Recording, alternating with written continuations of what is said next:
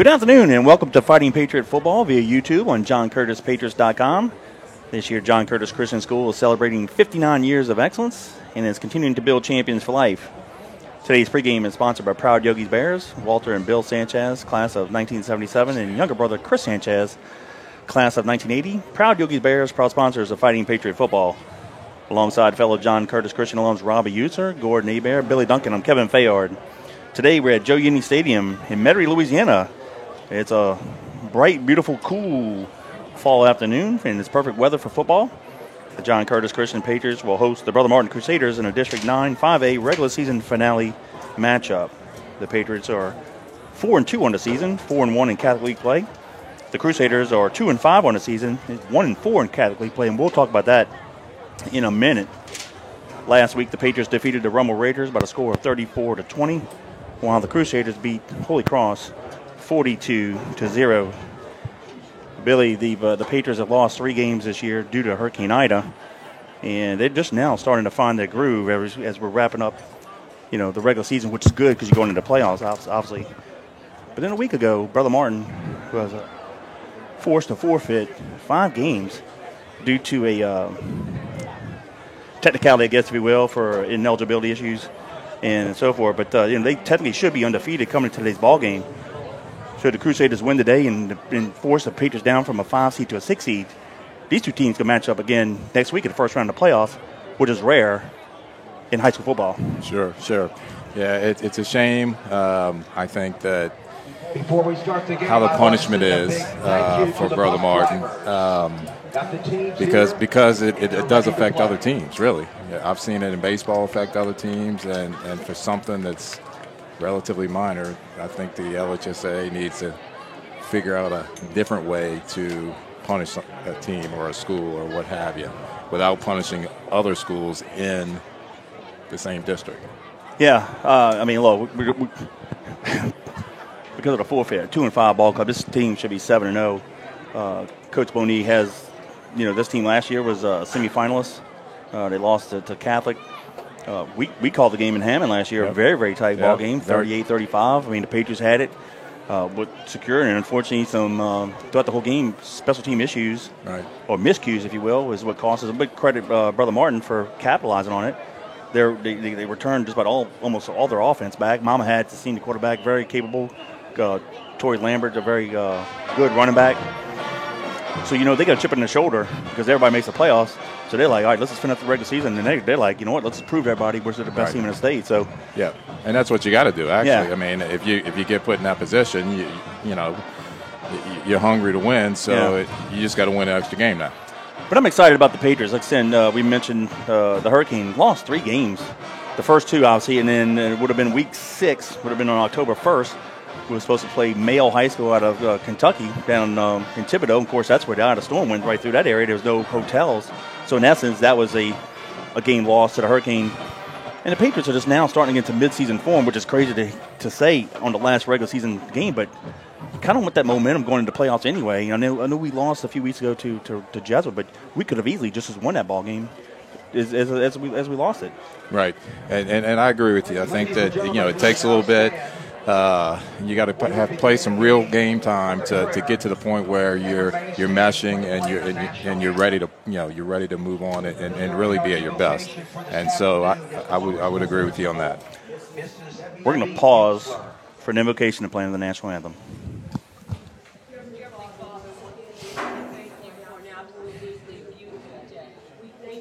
For the blessings that you've bestowed upon both of our schools. Again, we thank you that both of these schools represent you in their everyday life and in our values.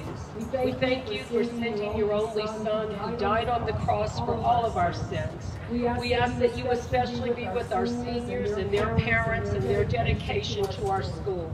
We ask, Father, that you protect everyone here tonight. We thank you for the blessings once again, and we thank you that Addison Shannon is doing better and on the road to recovery. We know that that is through your hand. In Jesus' name we pray. Amen. Amen.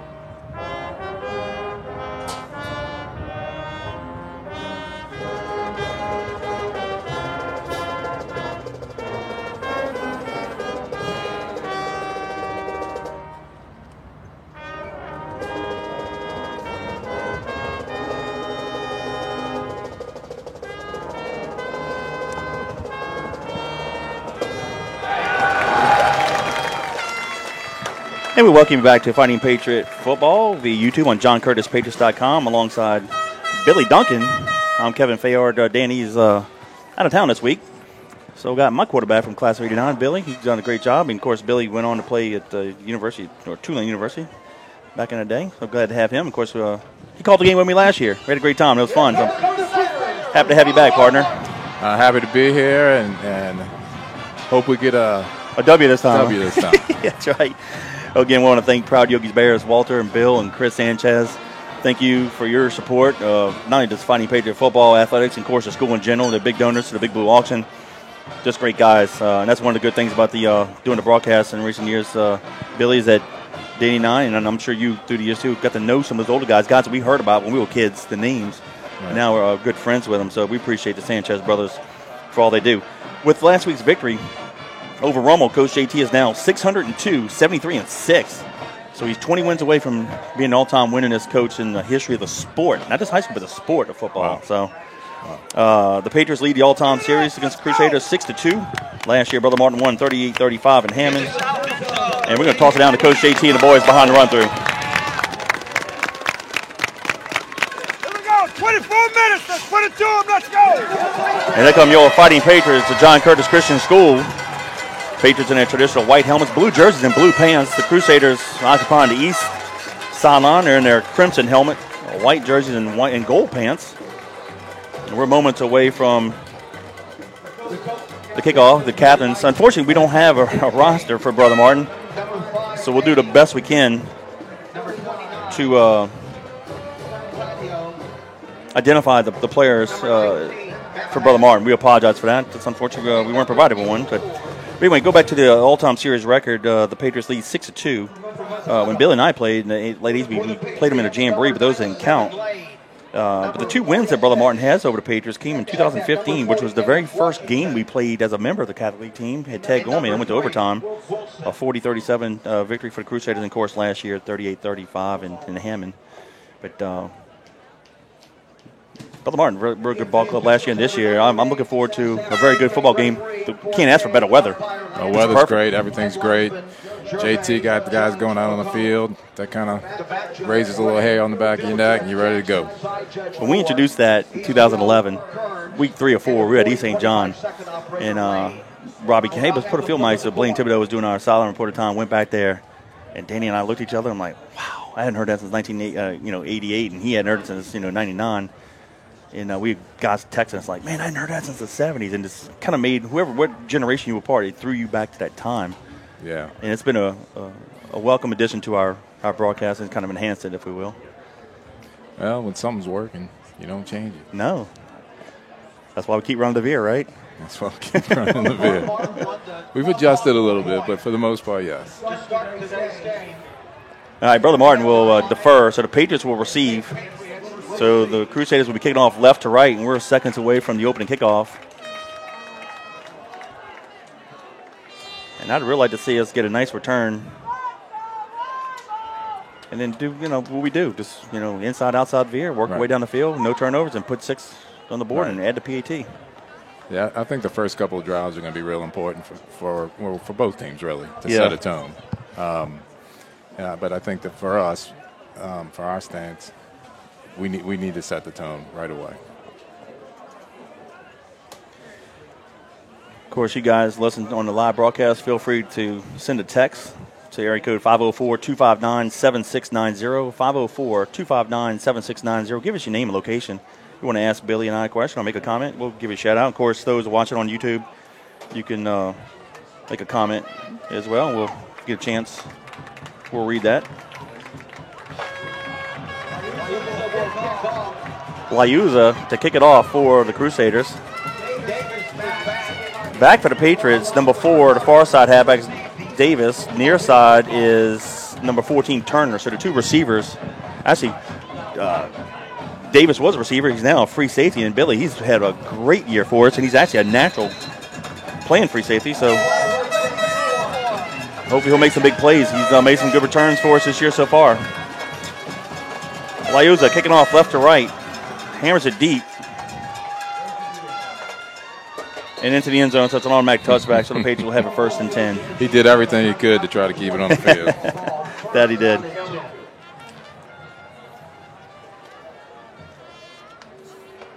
So we're going to start off with 230 base. It's possible. That or some kind of inside veer. Yeah, it just helps you get a feel. Get yourself into the game.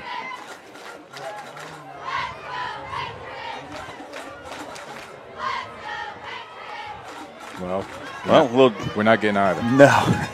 A little diamond-shaped formation. Then we get out. We go Twins near side.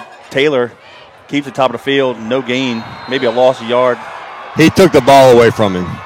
But or they give it. I think they can call him down. Wow. Second down 11. That's good for us. Yeah, it is.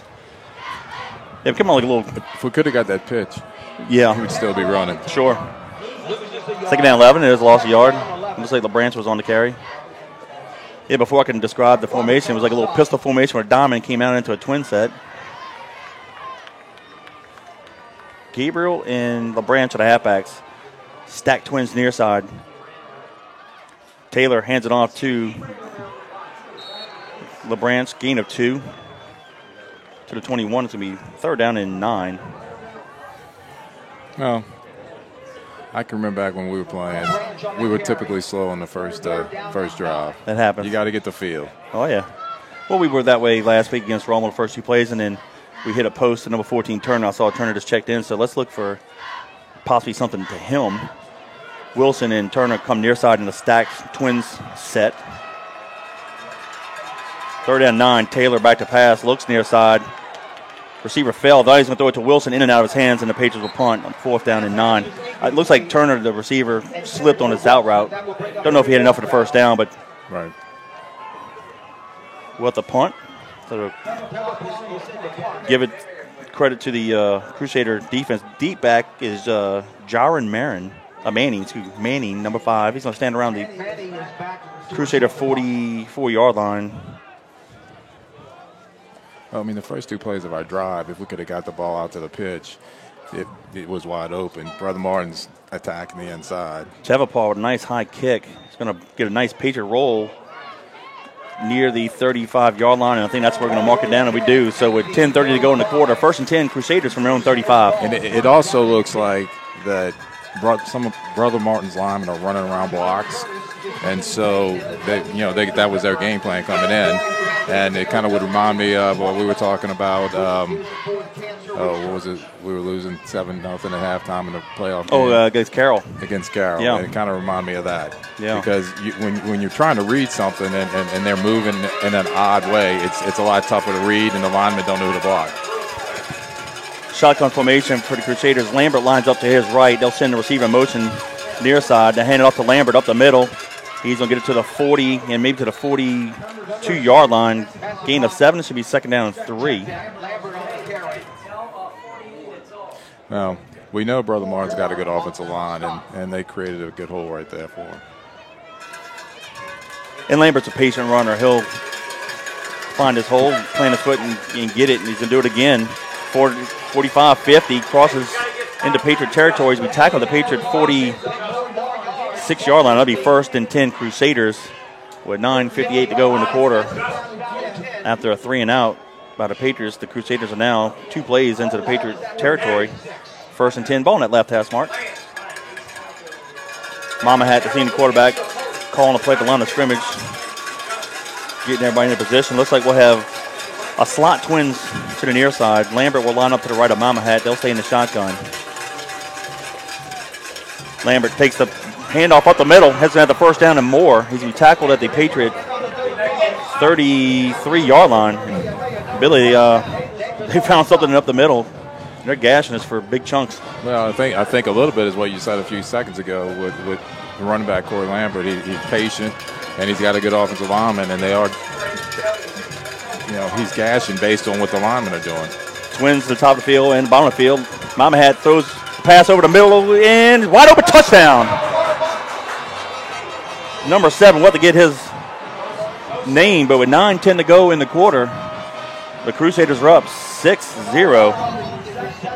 It was nothing but the quarterback kind of rolled to the left, looking left the whole way, and there was a backside post. 33-yard pitch and catch. Liuza to kick the PAT.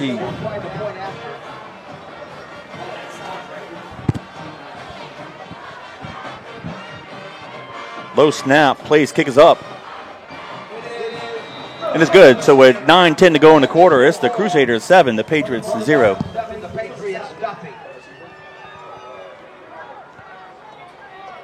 Okay. That was Leonardo on the reception, number 7. Well, we were talking about setting the tone. We'll move on from that, and you know we are going to need to be able to move the ball down the field. Yeah, absolutely. You know, get a couple first downs at least. Get some confidence. Well, plenty of football to be played. 7-point deficit. You know, we could pop one off.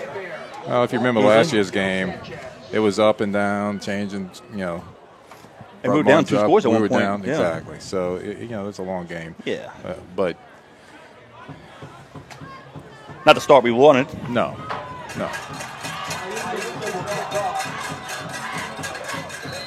All right, so Liuza will boot it again. Davis, the far side halfback. Turner, the near side halfback. And the wind blew it off the tee, so we'll have to reset it.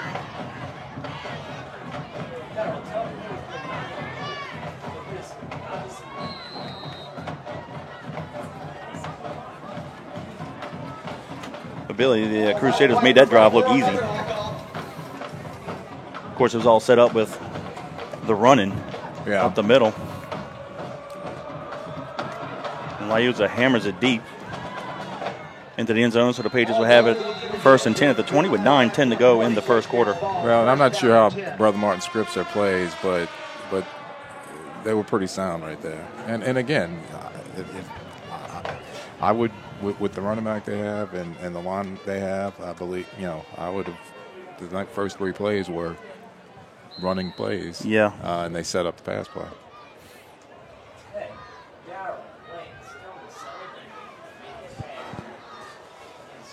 All right, Patriots, again, tried that wonky formation, go back to their traditional 2 half-pad set. Counter option near side, Taylor dips it inside the line of scrimmage, has a nice chunk of change and almost has a first down. Let's see where they mark him. Near side official has it just shy of the first down, so let's call it 2nd down and 1. Great effort by Taylor. You know, if he had a second to pitch, I know it's easy said and done. The running back might have had a little extra running room down here, but he would. It's still there. 2 tight ends split top of the field. Ball's about maybe 3 yards inside the near hash mark. Will come near side. Taylor hands it off to LeBranch. And he has the first down, and Billy, number 42, if he don't make that tackle, LeBranch is taken to the house. Yep.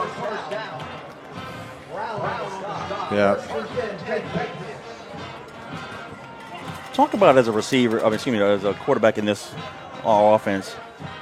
Split second, that read. It's fast. You got to make that decision. Right. So you when Taylor cut it up and got the first 9 yards, I mean, that probably it would have been better to pitch, but he made it, you know, he had a sliver too, so he went. But it's kind of like reading passes, but it's reading linemen on the fly. Gabriel took the handoff over center, short gain of 1 to the 34-yard line, 2nd down 9, 7:55 and counting. We're in the first period. The Crusaders lead the Patriots 7-0. Patriots got the opening kickoff, 3 and out, punted, and Brother Martin went on a nice little 5-play drive. Stack Twins top of the field. Taylor goes to the right, go keep it. And he's going to dip it inside. Nice job there. Got it to around the 39-yard line. So we 3rd down and short. Okay. That was the first time where we kind of had some open space, and the quarterback had a little bit of time to think about what he wanted to do. And again, that's like we just had here near side. If he pitches it, he didn't make the wrong read, but if he pitches it, made the running back still running too. So, but we still got positive yardage on the play. Right.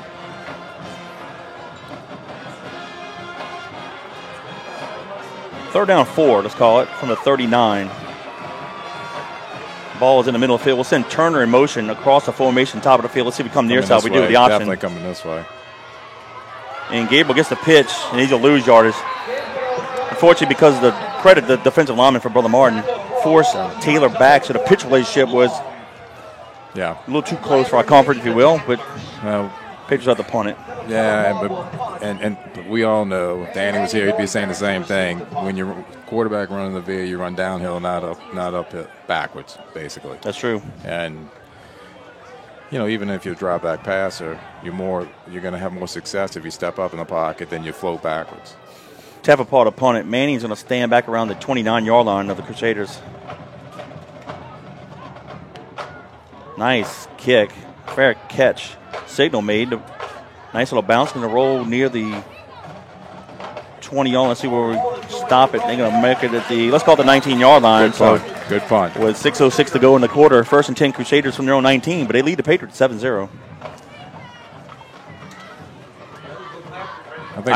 Go ahead. I was just going to say, I think Brother Martin's kick receiver bailed out just because the sun got right up in the Sure. So now let's see if the defense made any adjustments from that first drive and see if we can't hold the Crusaders and get the ball back. Slot near side, Twins top of the field. They'll hand it to Lambert. Comes near side, crosses the 25, gets it to the 27-yard line, gain of 7. Again, like on the first drive, gain of 7, so it'll be 2nd down and 3.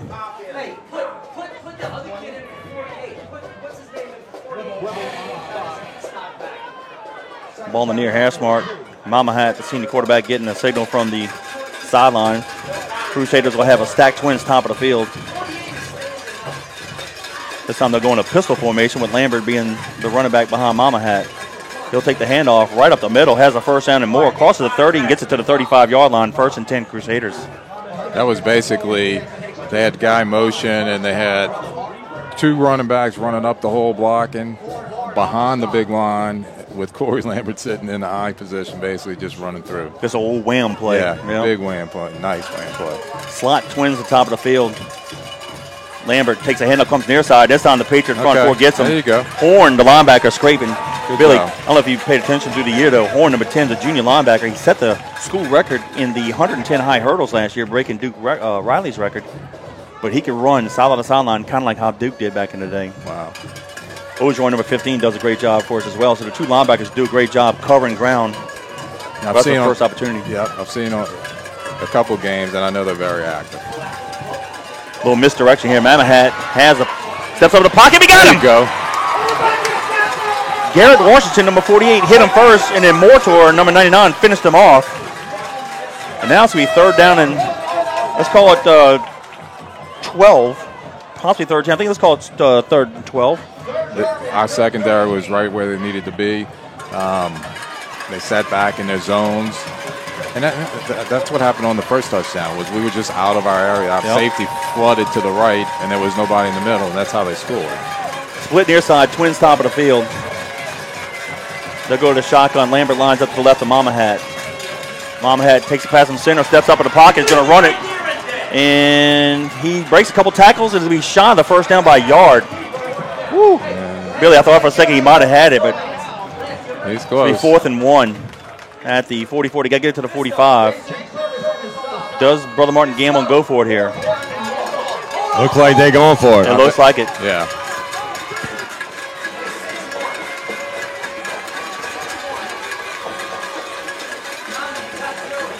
Plenty of time on the play clock. All right, Brother Martin sends in a couple of receivers. Let's see what they do. 4th and 1 from the Crusader 44. They got to get it to the 45. Twins top of the field. Looks like they moved but didn't call it, and they're going to have the 1st down by yard. They didn't call a flag on that play. Looks like the tackle moved slightly before the snap. But nonetheless, 1st and 10 Crusaders from the 46. They went back to that 47. wham, but on the left-hand side that time. Yeah, well, you knew that was coming.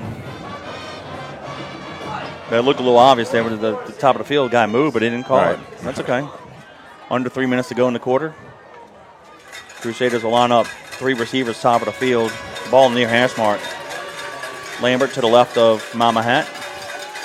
Lambert takes the handoff, comes up the middle, crosses the 50 into Patriot territory. They're going to mark it down to the 47-yard line. Tell you, Billy, when he gets the handoff, he's getting 6, 7 yards a pop. And it kind of goes back to what you said earlier, is that he does a great job of reading his blocks. He's very strong. He's very balanced. He kind of reminds me of what we would say Curtis running backs would be doing. Yeah. Split top of the field, slot twins near side. 2:16 and counting. Fake the handoff to Lambert. Mama Hat keeps it first down and more. 30, 25, and tackled at the 22-yard line. 1st and 10 Crusaders. He had a lot of running room on that left side. Moved everybody to the right side and ran basically the quarterback option.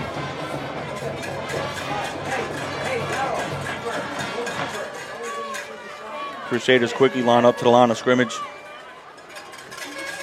Slot top of the field, twins near side. Lambert takes a handoff right up the middle. He's to the 15 and tackled around the 13-yard line. Almost another first down. Let's give him 9. Second down, 1 with 1:35 to go in the quarter. And right now the Crusaders are having their way with the Patriots, Billy. They are, and they look like they're a little upset that they had to forfeit 5 games, and they got a chip on their shoulder. Yep. That's the way I'd be. Well, that's what good teams do. Yep. Split top of the field, trips near side. Hands off to the running back. And it's on again. As Thomas, number 2, the running back.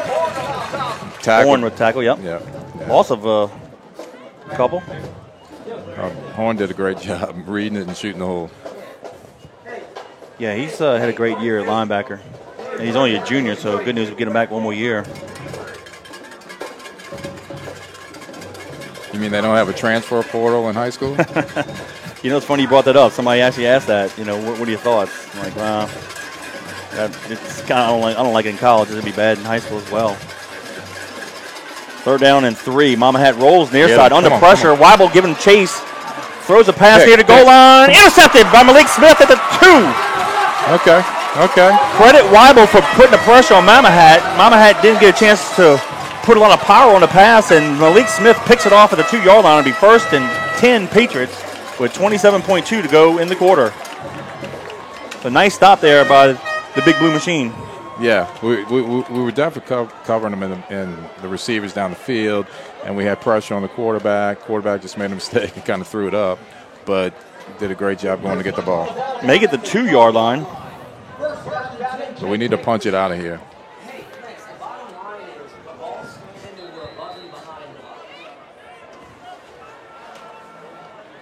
Got a hold of the right or left guard. We can go either way. Hands off the center, maybe a gain of 1.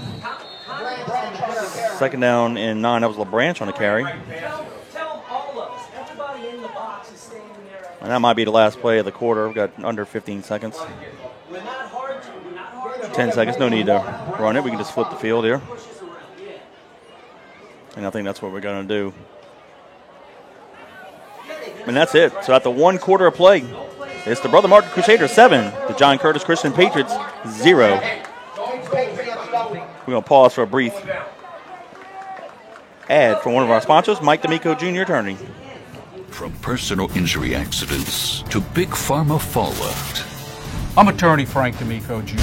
If you or a loved one has been injured in a motor vehicle crash, call my office today. Reach for the strong arm. Frank D'Amico Jr. All right, we welcome back to Fighting Patriot Football. At the 1 quarter of play, the Crusaders lead the Patriots 7-0. So now we'll flip the field. Patriots will be to our left. Going to the right, Billy, your thoughts on the first quarter performance by both sides? Well, I think Brother Martin's offense came out and moved the ball down the field. Mine, the offensive line's everything we thought they would be. Corey Lambert's everything we thought they'd be. Mama made a couple nice passes, a couple of nice runs. We need to change kind of our mindset right now and get something moving here. But it's only 7-0, and so we've got plenty of time to correct some things. As a quarterback, would you come to the sideline and coach, I see this, or what are your thoughts of this? Would you offer some suggestions, or just let the coaches up in the booth and Coach JT make that call? Well, I think you'd offer some suggestions. I think that, though, for me, my suggestions would be we need to get the pitch going. And yeah, I'm not talking about the one play that we went backwards on the pitch, because I wasn't really set up at all. They saw that coming and so forth. But we need to read the inside dive, and then quarterback's got to run it. We got to get a pitch ball out there. Yeah, we only got one first down. Look, they got 8 guys in the box. We Yeah. got to spread it out and get them moving. I agree. Second down, 9. Ball is at the 3-yard line. Ball is on that left hash mark. Johnson and Smith are the halfbacks. Taylor back to pass, looks near side, fires a bullet. Oh, to Taylor. The defensive back, it went in and out of his hands. And it looks like we have an injured. He got injured on the play, the defensive back. We have an injured player on the field from Brother Mark. I like the play call right there. The slant guy was open. He threw it a little high in front of him. Actually, the guy in the flat was open as well. It's just, we got to calm down a little bit and get the ball a little bit closer to the receiver. But other than that, it was open. And we went into spaces. I mean, like I said before, they got 8 guys 7, 8 guys sitting in the box. We're going to open space by making that throw. Gordon, is the wind blowing to our back, or is it in our face down there? It's to our back. Okay. It's blowing out the north. Nice. Yeah, so injury timeout, injured Crusader. So right now with 11:55 to go in the half, it's the Crusaders 7, the Patriots 0. All right, your offense coordinator here. Third down, 9, deep in your territory. What play you want to run? Well, I definitely want to get a few yards, so at least if we had a punt, we got room to punt. I'd probably come back with maybe a drop to the right and hit a slant route on the left side. I mean, at some point we're going to have to take some chances. Sure. I mean, I know it's early in the game, but we're going to have to take some chances. I didn't see how the defense. Look, he's being carried off the field. He had good coverage on it, but I don't know if he twisted an ankle or not. Did you see how he hurt himself? It looked like as the ball went over our guy's head, he kind of came in and tried to stop and I mean, it looked like he was in good position, had good coverage. I just didn't see how he could have injured himself, but hope it's nothing too serious. Third down, 9. You got the same slant route again if you want. Yep. Taylor about to pass, and they go run it to Turner. In and out of his hands, head to first down at the 15-yard line. And what the punt. Yeah. So we came back, to your point, the same play. But it's a great play call. I mean, I agree with that 100%. We just dropped the ball, and we're not going to do that next time. But, I mean, it happens. But, that was a first down on the 15. Yeah. So Manning will go back for the Crusaders. He's stayed at the Patriot 40. Tevapaw, his heels are just inside the back end line.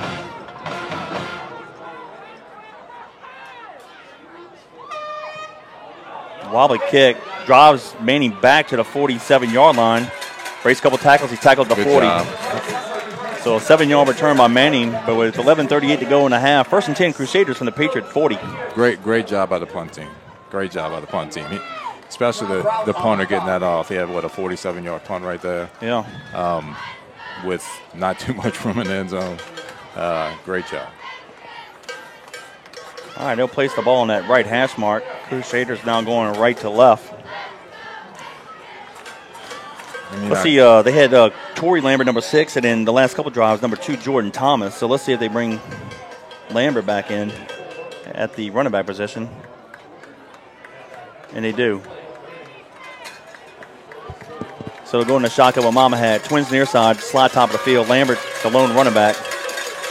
He'll take the handoff, goes right up the middle, gets it to the 35, breaks a couple more tackles, fighting hard. And this time instead of 7, he got 8. Second down, 2. Well, that's that balance I was talking about. Yeah. And that fight. We had at least 6 guys hit him. Yeah. Second down, short. They'll keep the ball on that right hash mark. Slot Twins near side. They go over to pistol formation. Lambert takes the handoff right up the middle again. First down and more. He's going to be tackled at the 26-yard line. First and 10 Crusaders. Whatever the Crusaders saw on film in game prep, they're exploiting this because their gash is 6-7 yards up the middle. It's like that left side of the line is crashing our defensive onto the inside, and we're reading the outside in. I'm going to say we. Mamahad's reading the outside. Also, we have an injured defensive back. Looks like Malik Smith with a shoulder injury. So, injury timeout on the field. 10:50 to go in a half. It's the Crusaders 7, the Patriots 0. We thank a couple of our corporate sponsors, our championship sponsors, Mike D'Amico Jr. Attorney, Alario Brothers, Marine Supply. That's Eva Alario Ruttley, class of 91. Some gold sponsors, Chris Fish and Charters. That's Chris Hebert, class of 01. Garden Memories Funeral Home and Cemetery. On Time Towing, Bobby Seafood. Brenda Harris, CPA. Helm Payton Supply. Joey Helm, who's a teammate of ours, class of 87. Nike. Raising Cane's Chicken Fingers. And, of course, Proud Yogi's Bears. Walter and Bill Sanchez, class of 77. And younger brother Chris Sanchez, class of 1980. 1st and 10 Crusaders. They'll send the receiver in motion all the way across the formation here. So trips near side. They're going to fake. They do give the handoff to Lambert. Short gain. I say a short gain is a gain of 5. That's the shortest gain so far this half. It looked like a short gain because he was hit after 1 yard. Yeah. Well, he's been gaining 7 to 8, so 5 yards is shorter, I guess. Yeah, I wasn't lying. He does a good job of falling forward. I do like, I don't like because I'm a Patriot, but I do like watching as a football fan, his patience. Yeah. And he just sits there and finds a hole and plants and he goes. He makes the decision. Lambert up the middle again. And this might be his shortest carry of 2 yards to the 20-yard line, so it's going to be 3rd down, and let's call it a long 3, maybe 4. Let's see how they spot it. Yeah, and he tried to spin out of that, but I didn't see who for us had him, but we wrapped him up and we held him. I just have to look at the clock to see what time it was. And it went from 10:08 to 9:55. Like 7 seconds just ripped off real quick. Interesting. 9:40 counting. 3rd down, and let's call it 5. They get into the halfback. Oh, it's Lambert, and he's going to have the 1st down. He's tackled at the 14-yard line. Need to get to the 16. Got 2 extra yards, so 1st and 10 Crusaders with 9:27 to go in a half. Brother Martin ran a power sweep to the left, and he just followed his blockers, and it's kind of the story of this game right now for Lambert. Yep. Probably the story of his career in the last 2 years. Twins top of the field.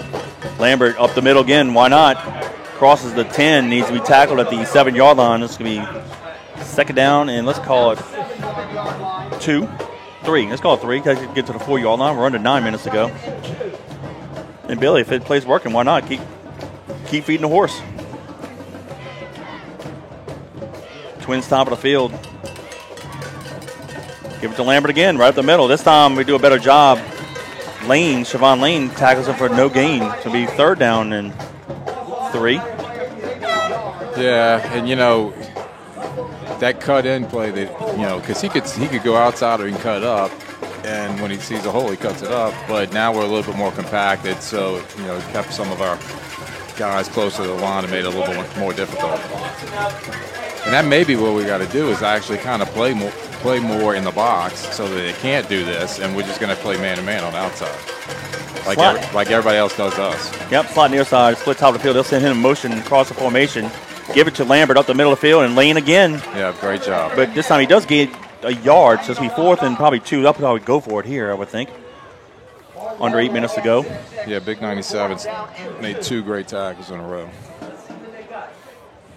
Yeah, looks like they're bringing a jumbo package in. No, looks like they're going to kick a field goal. Lauza comes in. So I guess Coach Boney said, let's just get the points down here. They go 2. We got mass confusion again. Okay. Count the players. Yeah, Coach Leon's yelling, call timeout. They finally got Johnny and Coach JT were yelling. Finally, their official heard it. So with 7:29 to go in the half, timeout charge to the Patriots, but it's the Crusaders 7, the Patriots 0. Yeah, to Gordon's point, Billy, we had too many guys on the field. Yeah, we had too many on the field. I'm not sure how the refs didn't hear Coach Leon yelling. That's true. From the booth. That's true. That's true. We appreciate you guys listening to us on JohnCurtisPatriots.com via YouTube. He's Billy Duncan. I'm Kevin Fayard. Our partner, Danny Wimprine, is on a business trip this week out in Florida, so we wish him well and safe travels back. But we had my ace in the hole. We had Billy Duncan, and I knew who to call. For y'all who don't know, Billy and I go way back to the 5th grade. 40 years ago, 1981 was when I started. And, of course, we graduated together in 89. Football 88 was our senior year. So 40 years, huh? Well, you can tell by the gray beards. We're both old. Gray hair, too. Everywhere. That's true.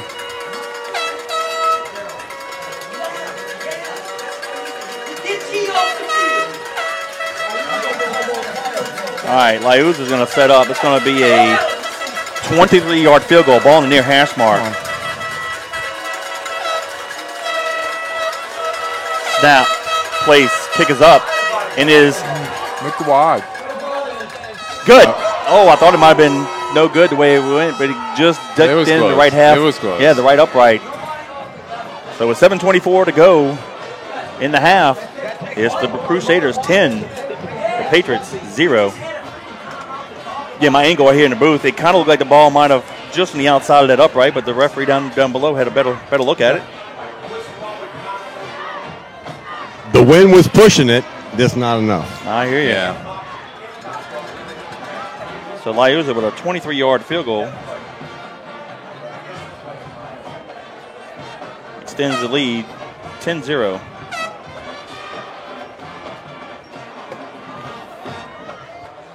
All right, we got to do something here because I would Crusaders get the ball at the halftime. Yeah, I'd love the kick to stay in play so we can maybe get ourselves in a better position as far as down the field. Back to receive the kickoff is number 4, Davis. All right, Davis near side halfback, Turner to the far side. Laiuza will kick it from the near hash mark. Number 14, Turner. Ayuso will kick off.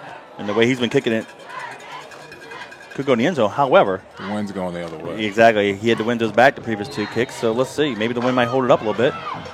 Looking to my right, the American flag is pretty stiff. So, yeah, Davis might have an opportunity to return it. Yeah, that's what I was thinking. That's why I'm hoping he gets this opportunity. It'll be a shorter kick. Wilson from the 20. And he gets to the 25-yard line. So the Patriots will have it 1st and 10 with 7:19 to go in the half. This will be the Patriots' 4th possession, and we punted every time. Well, and I think that was a good special teams call for Brother Martin because they realize that ball may be sitting in, in number 4's hands, and they don't want that to happen.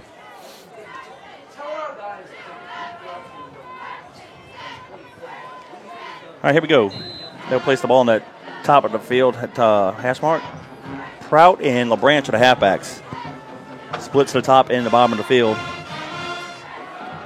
Taylor throws it near side to Wilson. A little too high and outside. Wilson was open. A better pass would have been a little more accurate pass, I should say, would have been completed. Yeah, I mean, 2nd and 10. Yeah, I mean, throwing games really is open, actually. We need Taylor just settle down a little bit and keep it within where they can catch it. Yeah, Wilson's a good-looking receiver. He had a little growth spurt over summer. He's like 6'1", 205. He'd had to be 6'8" for the catch that. You're right. Stack twins, top of the field will come near side. Taylor hands it off to, I believe it's Prout. Let me double-check that number. 26. It is Prout. Gain of 1. Let's call it 3rd down and 9. And we got to do something. Billy, we've only had one timeout. I've been 1 first down in the game, actually. Right. And actually, it was a good read there. But they're stacking in the middle, and if we miss one block, we're stuck. Under 7 minutes to go in the half. 6:55 to be exact. Smith, the near side halfback. Oh, no, we're going to line him up as a slot. One running back. Split top of the field. Quick zip near side to LeBranch. Oh, credit the defensive back Manning, number 5, just shot the gap, made a tackle, loss of 1. So now it's 4th down and 10. I like to play the quick zip, but credit Manning. He just shot through the hole and made the play. Teva Paul will stand back as 10 to punt it. Manning will go back to the Crusader 40. 4 possessions, 4 punts.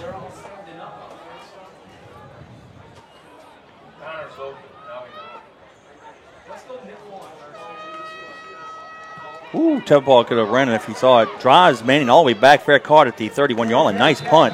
Kevin, that's the 3rd time the whole defensive line just took off. I just saw it, yeah. If he could have delayed it, of course, I'm not faulting by any means, but that's something we could look at in the past. The future punch, Johnny might say, hey, listen, hesitate on a punt, and if they turn around, they get the backs to you, take off running. He'd gotten to 10 yards for sure. So that's something we might want to look at for a future punt, but hopefully we're not punting anymore. Hopefully. But if we do, it might be a good idea, and we're going to need something. Yeah. What we need right now is a stop. Well, Coach Johnny's in that referee's ear, though. All right, 1st and 10 Crusaders from their own 31-yard line. Hands it off to number 2, Thomas. And he got hit at the short gain. Orgeron hit him first. Lane wrapped him up. 2nd down, 9. Same play that Lambert's been running on and gashing us. We just played it better that time. We actually stayed strong in the middle, which is where the ball comes back to. I actually moved it back to the original lines for no gain. 2nd down, 10. 5:24 and counting. We can't allow them to score here. Billy, they get the ball to start the second half. 2-by-2 formation, Twins both sides. Now send the 44 in motion to a slot, so we've got basically trips top of the field. My man hands it off to Thomas. Ackle wraps him up after, let's see, who hit him first? Number 32 for the Patriots. That's okay. He Jason Curtis. 3-yard run. So we got 37. We need to make a play here. 4:50 and counting. Yeah, Brother Martin's in no hurry. No. They can milk the clock. Split near side, trips top of the field.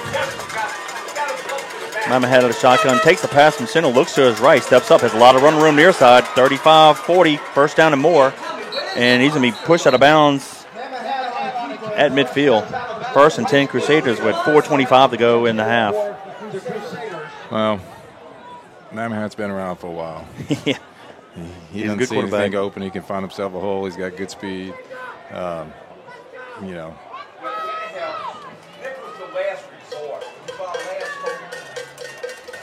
right, Twins top of the field, slot near side. Give it to Lambert up the middle. Gass is breaking tackles left and right. He's to the 30-yard line, tackled at the 28-yard line. And that's his biggest run of the afternoon. Another 1st down, Crusaders with 4:16 to go in the half. So you see the difference when Lambert came in. It's same play as earlier. We made a tackle for no gain. And there's a flag in the play. Yeah. It's like a false start on Brother Martin. Brother Martin. Yeah. The 1st and 15. Trying to watch the blocking in the middle and those plays that Lambert's making big runs on, and see if they're trapping somebody or because the hole is pretty decent sized hole that he has, at the beginning of the play. And then he kind of makes things happen after. The penalty moves the ball back to the 34-yard line. 1st and 15. Slot near side, Twins top of the field. Mama Hat hands it off to, that's a face mask. They didn't call it. Oh! Lambert breaks 3-4 tackles and gets it all the way back to the 26-yard line. I think they did call it. Yeah. It was late, but the referee did see it. But he broke 3-4 tackles, and he almost took off. That's going to be a first down. The penalty's going to move the ball all the way down to the Patriot 13-yard line. 1st and 10 with 3:57 to go in the half. It's been all Crusaders offensively. All right, they move the Twins receivers near side. Ball's on the near hash mark.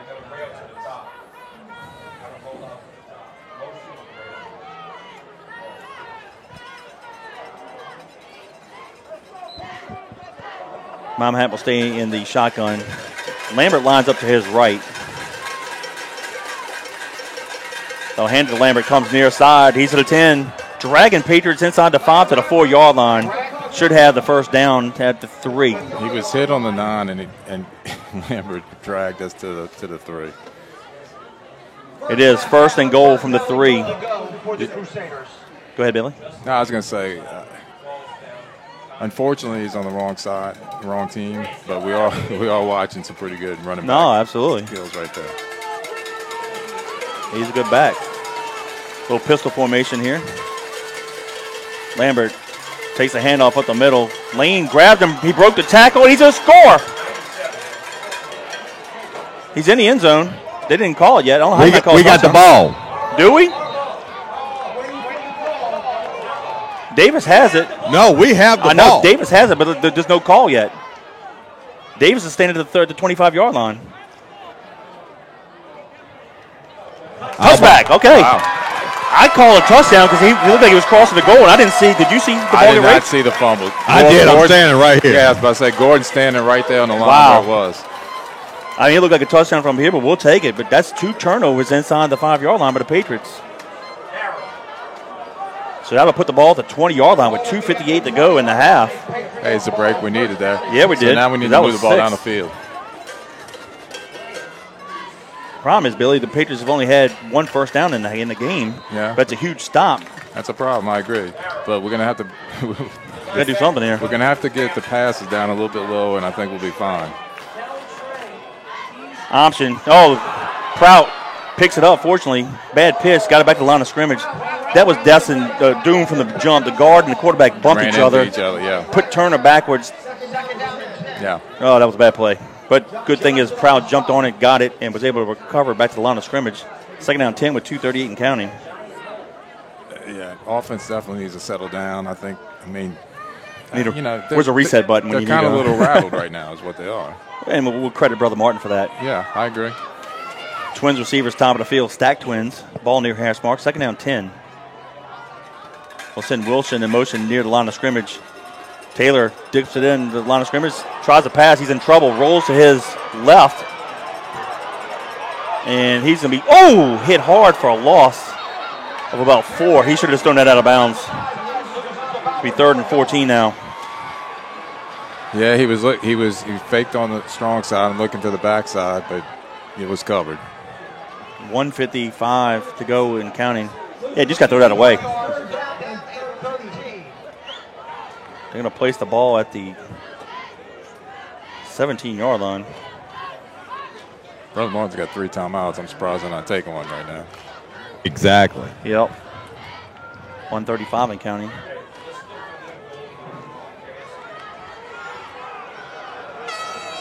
Gabriel and LeBranch are the halfbacks. Ball in that left hash mark. Delay. And we got a delay game. Move back to the 12. Delay of game against the Patriots. That will cost them. 3rd 18 now. Well, I would say do a draw here, but you got to be throwing the ball for the draw to work. Same thing for a screen, and we haven't been able to throw the ball, so you just take a shot and just throw it deep down the sideline. I'm not against that because that's a punt if they intercept it. But we got trying to see what the defense. Now Davis is the receiver near side. Let's look for him near side. They're in more of a traditional defense right here. There it is, deep ball to Davis, and they don't call interference to that. Oh my goodness! Incomplete pass. Davis looked like he might have been interfered with a little bit. He was held. They don't call it. JT's all over him. 4th and long now with 56.4 to go. Yeah, he's getting an earful from the coach's staff for sure.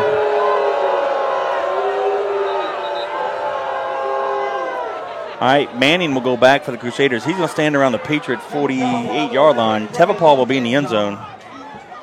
Let's see if we can get a nice kick. He's done, I hate to say it, he's done a great job punting, but he's had 5 opportunities to do it.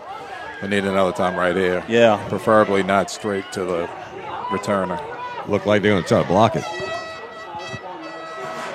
Nice high kick. Drives him all the way back. Fair card at the, 35-yard line of Brother Martin. He punted that from the 4. Wow. What a kick. So with 47.2 to go in the half, 1st and 10 Crusaders from their own 35-yard line, but they do lead the Patriots 10-0. But, Billy, they've had the best of us the whole half. But interception my mama had here right at the end of the first quarter, and then would look to be an apparent touchdown, and the Patriots got to script them in the end zone. That's 2 more scores Brother Martin probably should have, would have, could have had. Yep. Let's see. But we'll take it. Brother Martin's got 3 timeouts. I'd be attacking if I was Brother Martin. Little 2-by-2 formation here. 2 receivers top of the field, near side, shotgun formation. Mama Hat takes the pass from center, steps up in the pocket, fires it far side, can be caught by, he dropped it. That's Leonardo. He had it turned and just dropped it. I'm okay with those passes right there. That was a 5-yard pass. He wasn't going far. Yeah, keep everything in front of you. Yeah. Second and 10 with 40.6 to go. Same formation. Mama Hat takes the pass from center. Under pressure, steps up in the pocket, going to run it himself. And he's going to get it to the 40-yard line, gain of 5. Third down 5 with 32 seconds. And finally, Brother Martin does call a timeout. So timeout on the field charged to the Crusaders. 31.7 to go in the half. It's the Crusaders 10, the Patriots 0. So we got 3rd and 5.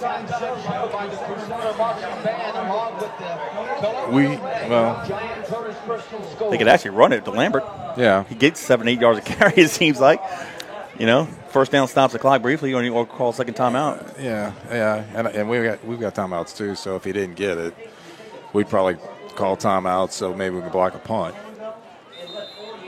Let me give a special shout out to our blue sponsors, Friday Night Football, WGNO ABC, Balfour, South Coast Concrete, LLC, that's Randy Gaspard, class of 1995, and The Crossing and Labella Catering, Nancy Gaspard, class of 1998. Our white sponsors, Victor Manning Driving School, Moe's Pizza, that's Jeff Arsemont, class of 86, Hancock Bank, Duke Restoration, Iberia Bank, and Jean Lafitte Harbor, Shaw Cuevas, class of 01. Thank you for your support of Fighting Patriot Football. All right, 3rd down and 5, 31.7 to go. Twins receivers top of the field. Mama Hat takes the pass from center, steps up, has a lot of running room near side, and he's going to take it 45-50, and he's out of bounds at the Patriot 45-yard line, 1st and 10 with 22 seconds to go. The Crusaders still have 2 timeouts left, as do the Patriots. I don't know where the field goal kicker can reach, make it from.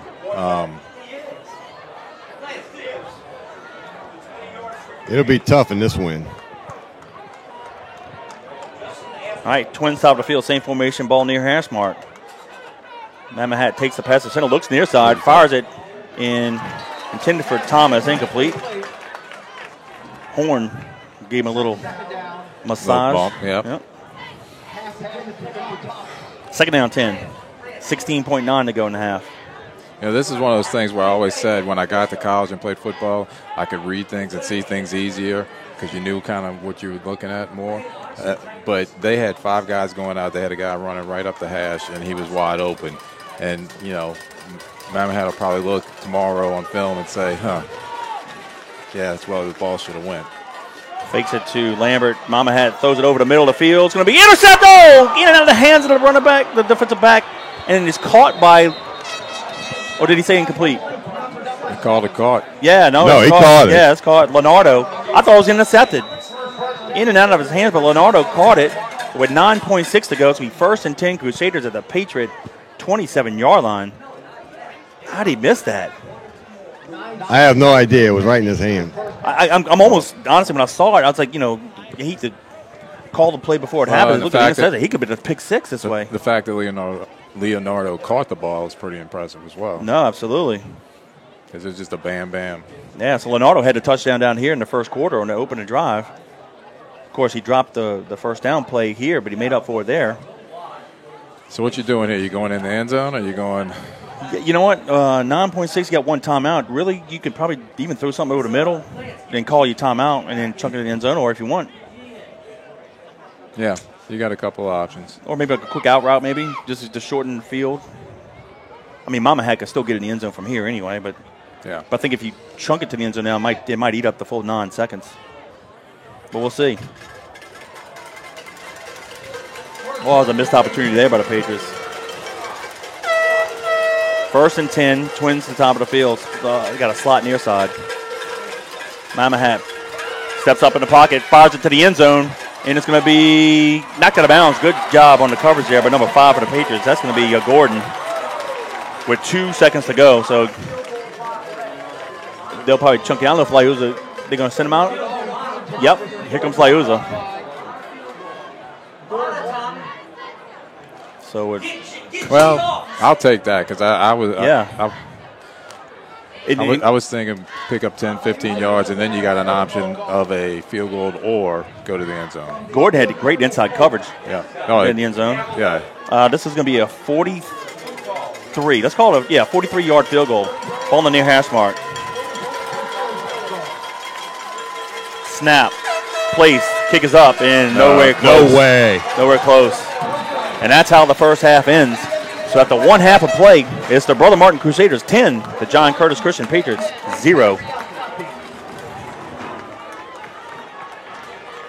We want to thank our halftime sponsor, Bobby Seafood.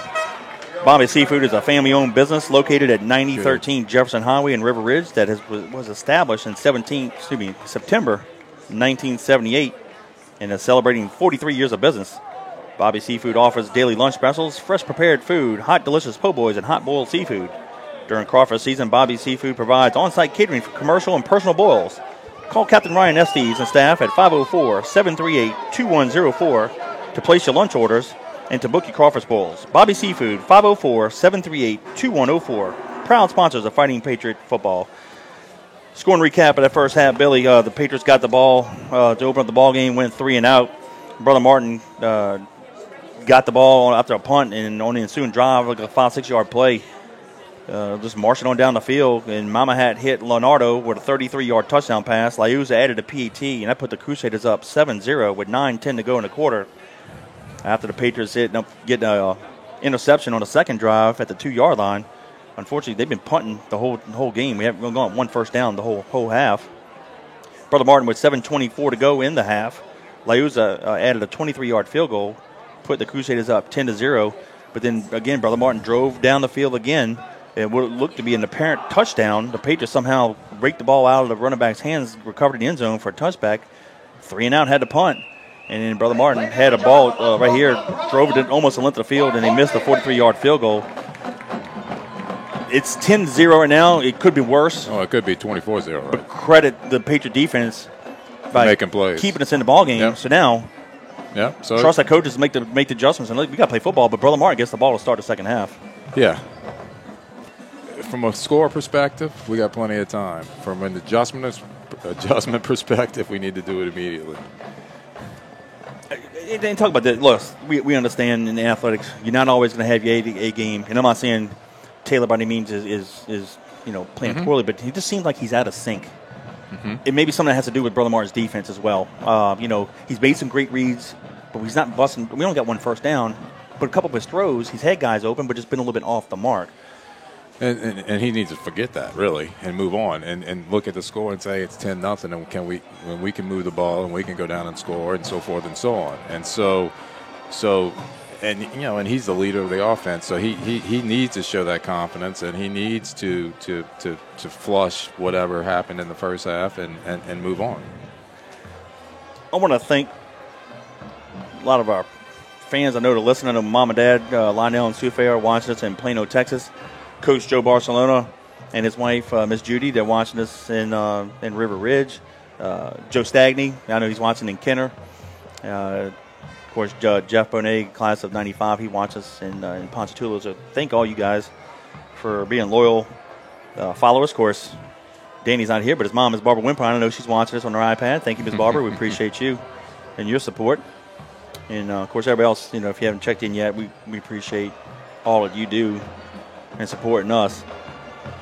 What a beautiful day for football. We talked about, we know Brother Martin, in light of should be 7-0 coming into today's ball game. Yep. With whatever happened. I don't really really agree with whatever, but it's a technicality. But that goes to some of it, and we talked off air, you and I, during the week.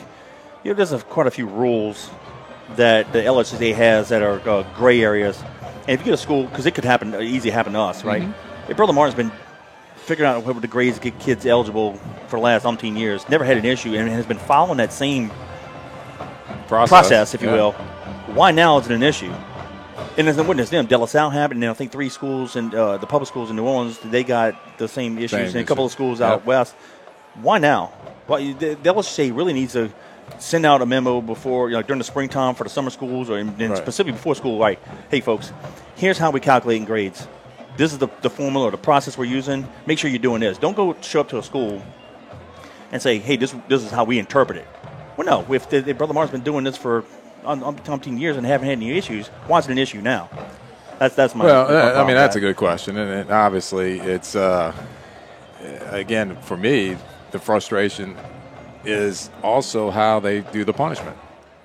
And you know, if you're going to punish somebody, but it affects other teams, then you need to think about a different punishment.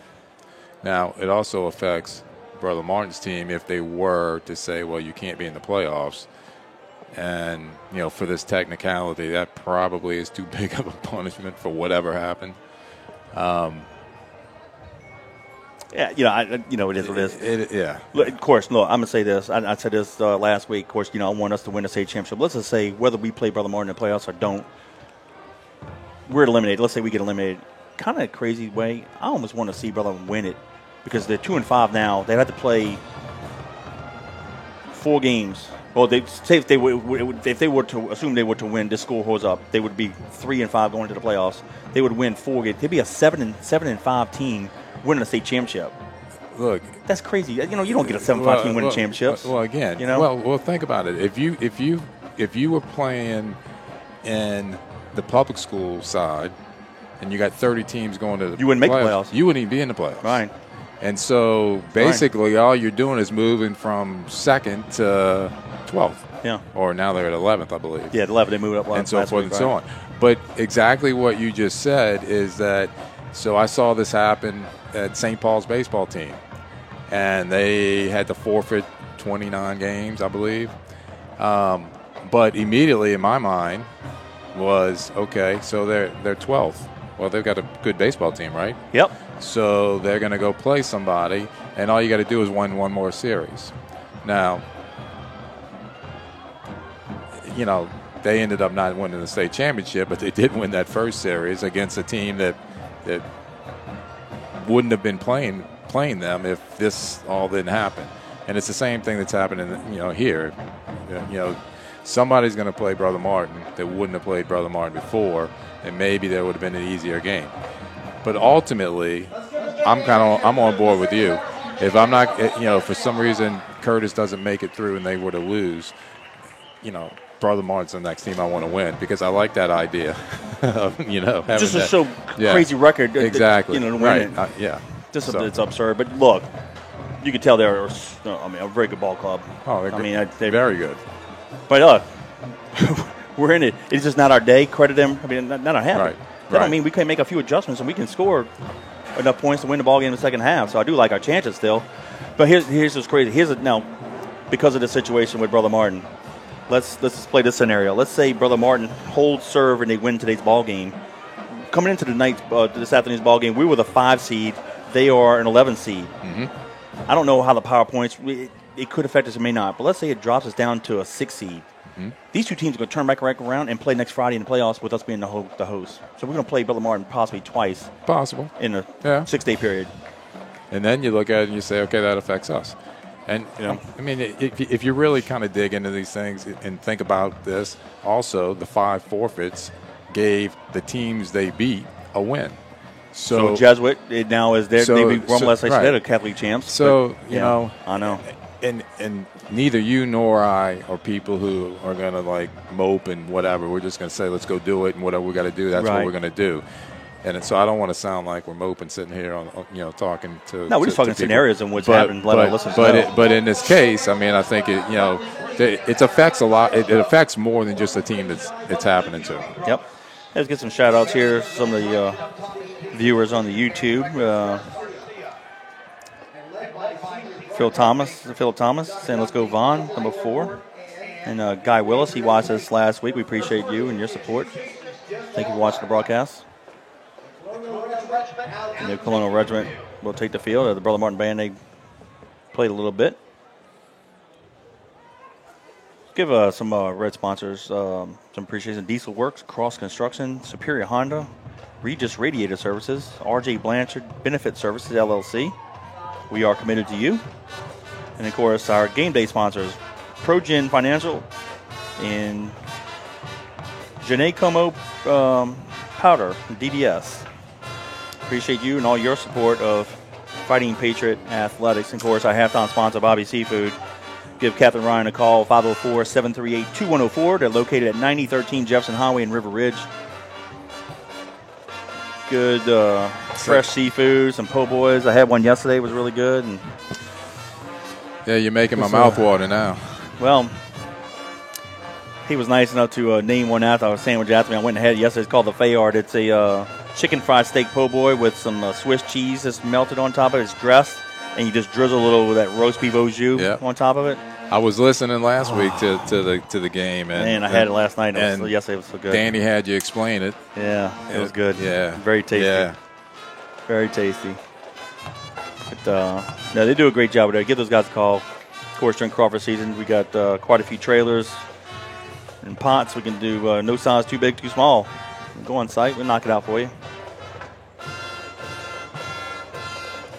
But just so our listeners will understand a little bit what the Patriots have had to go through. Of course, we're not the only school that's been affected by this.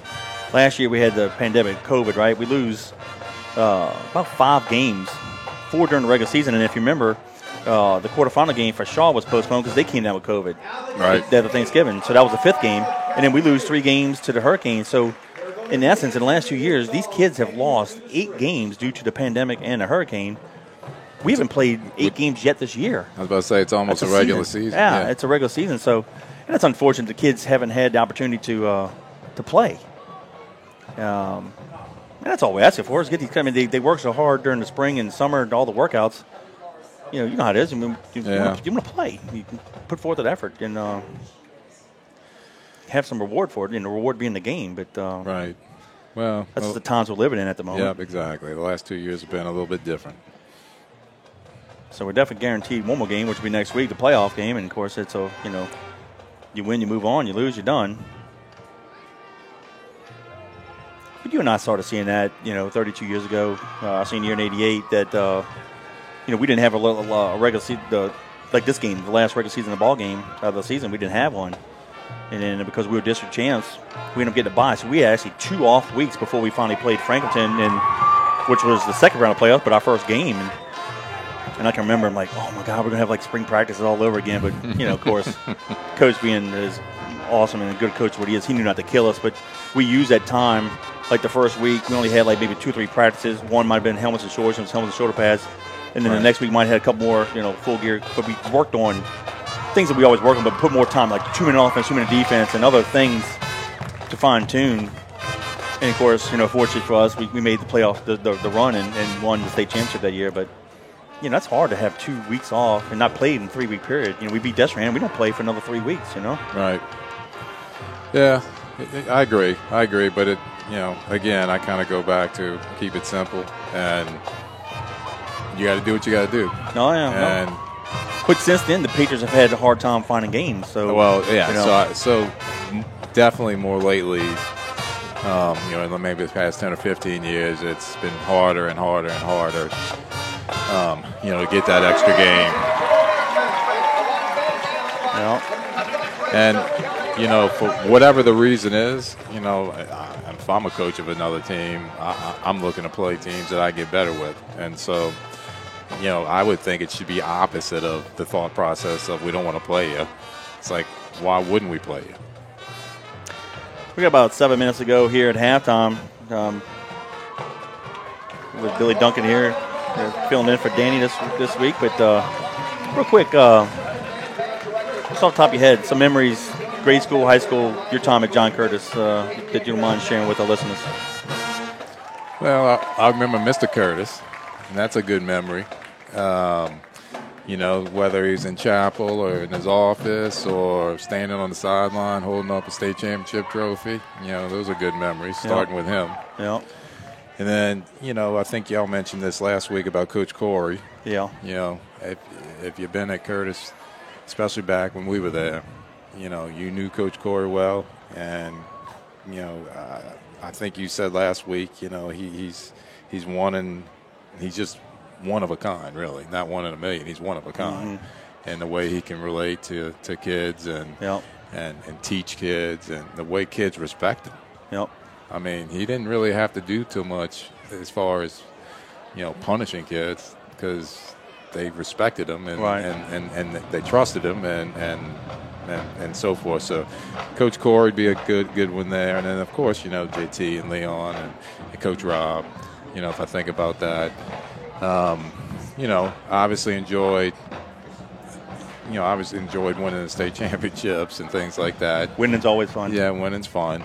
I actually can remember some games that we were down and we had to come back in and so forth and so on. And and those are to me, maybe why during the game you're not really thinking about it, but you look after it. Maybe it was a little nerve-wracking for some people in the stands, but sure. I think we always felt like we were going to figure it out. Mm-hmm. So those kind of things,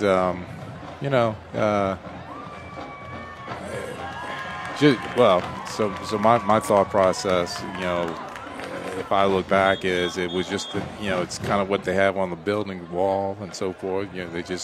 They're building champions for life, not just in sports, but in knowing Jesus and being a good Christian and being a good person, and so there's a lot of things, and we still see you guys, and we're still up here right now, enjoying, another day at EJ. I know. And I don't know how many years you said it was. But it's 32 for us, because fall of '88 was our senior year. Right. So been a long time. It has been a long time, and it's fun to see.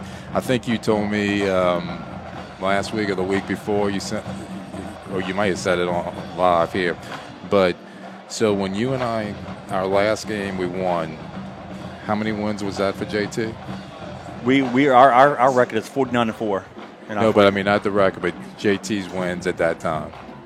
Last week? No, well in 1988 when we finished. Well, yeah. Well, he won our junior year. We won number 200 for him. Okay, so he'd have been say 214, 215 or something like that. So 214, 215. Yeah. So now fast forward 30 years. Now he's at 602. Crazy. So that's pretty dang impressive. Yeah. And no matter what you think about the school or JT or any of us, he did it the right way and he's still doing it the right way. Yeah. Listener, Guy asked us what's our thoughts on Ed Daniels, his comments last night on the Sports Zone regarding the state of high school football in Louisiana, the split divisions, level of play being down overall. I did read, I don't know if you read that article, it put it on Twitter and on Facebook. I agree with him. The split was a disaster. It should never have happened in the first place. It's against the Constitution of the LHSAA.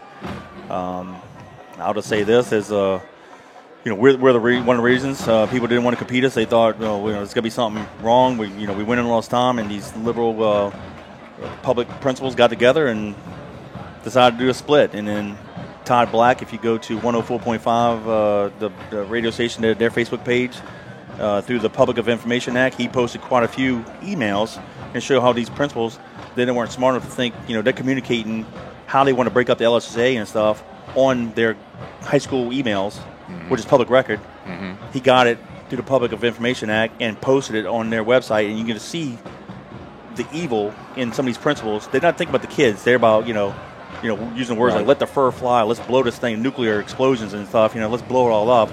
And now you got a state of 4 million people with 9 state championships in football, which is too many. And now because of the split here in Division I, which should be 5A, 12 teams automatically make it. Right. The kids suffer because they're not playing, as many games. Yeah. They're not. Well, it should never have had. It's a joke. It still means stuff for the kids, but yes, it should have never happened. I agree. And one of the things that people need to remember, whether it's the LHSAA or it's it's laws in the state of Louisiana or laws in that are changed nationally, it's hard to change it back.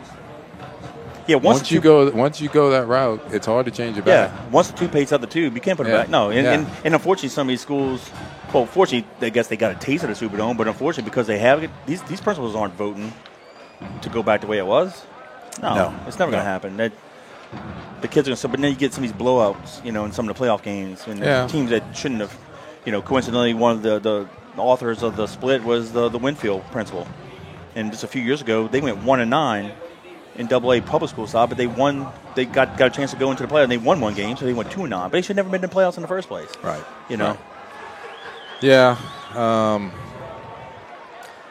But there's a lot of things. There's a lot of things we could say here, but maybe know. I shouldn't say it here. So no, I just want to say but to answer that question, I don't think it should have ever gone to a split. No, so go find Ed Daniels' article if you don't know what we're talking about. He did a great job, and I think he said there have been more blowouts than close games, like maybe only 10 close games in recent weeks, and he said it's like close to 42, like just where when I say blowout, like the margin of victory is 40+ points, right? Something crazy. Well, I mean,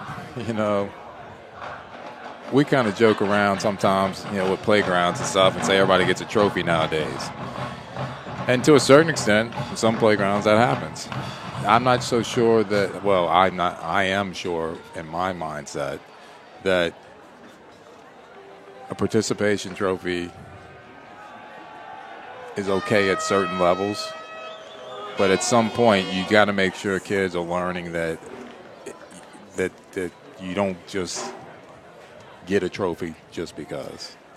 Well, then you get into now the travel ball mentality, which is now going to college football with the transfer portal. If I'm not playing, I'm going to compete.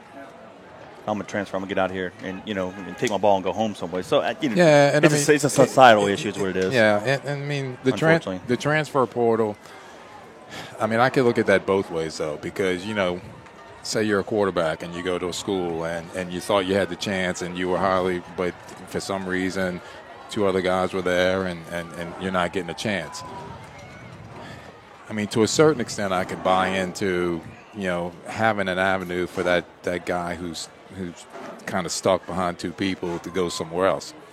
But, when I was playing, you didn't have that option. No. And you sucked it up and you tried to get better and really at some point what you do too, and I saw kids on our team, quarterbacks on our team that did this, is play a different position.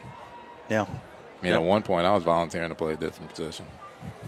I'll give a shout out to fellow Patriot Jerry Seven, watching us out in Bay St. Louis. Appreciate you, Jerry. Jesse Lyles watching us in West Monroe. Jesse played with Danny in that era. Appreciate you. Great. Thank you, man. Good to hear from you. He's checked in quite a bit in the last few years. Man, I hope Danny's okay, based on those pictures you showed me. Yeah, Danny went to some kind of little boot camp, and I think he got a little taste of a little Navy SEAL training. Man, I'm out of shape. I don't know. I think I'd have had a heart attack. I mean, I do a good job riding my bike, but I don't know. At 50 years old, I couldn't do it right now. Yeah, I feel like I'm in decent shape, but not that kind of shape, though. But, I don't know if I'm ready for that. Is it something he was doing just because for him, or is it? Yeah, just a personal one to go, I guess, get better in shape. Cool. Yeah. Guy reached back out to us. He's an 88 O. Perry Walker grad. Oh, okay, nice. I said, having one of the greatest success in football with the old 9-4-8, Curtis, Carver, Yeah, that was some good district play back in those. Ton of athletes. So you might have played with a few of those guys from at Tulane. I know Jeff played with a few guys from Carver. Yeah. Elfage is the guy that I'm thinking of. They had Let's go, bring him out! One of the guys from Forche played with me at Tulane. That wasn't in that system, though. That was back a little bit before that.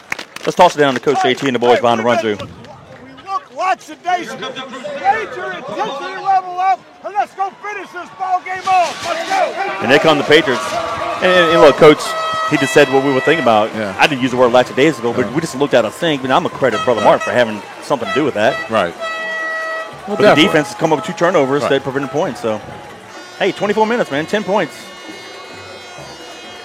We were down 2 scores last year in Hammond, and got up 2 scores, and then unfortunately, special team errors, put us behind 8 ball and we ended up losing by 3. But that was a good ball game. But let's see what happens this afternoon in the second half, and maybe we can bring a little mojo from the late 80s to the boys today.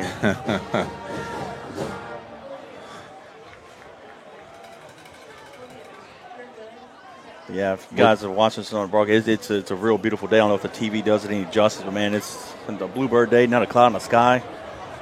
Nice and cool. And, of course, we're in the press box. We do have a window open here, but it's nice. But just really, really awesome. And I don't recall, I thought I was telling somebody, we've had some cool games, but it was at nighttime. I don't ever recall playing a day game that was as beautiful as today. Yeah, I think you're probably right. I mean, we don't have too many days. We did. We played a couple Saturdays, but it was hot, yeah.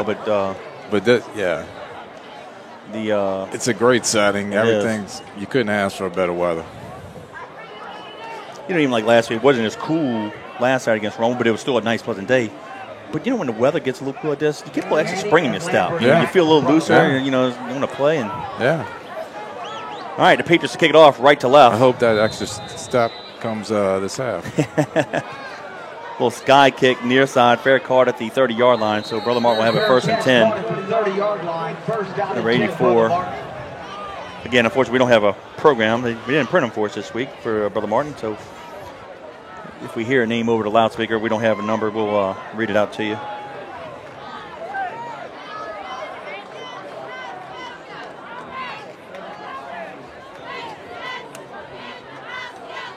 Iola, I'm probably going to butcher this last name, but I won't try it. But her nephew is Andrew, number 91 for Brother Martin. We appreciate you listening and watching us.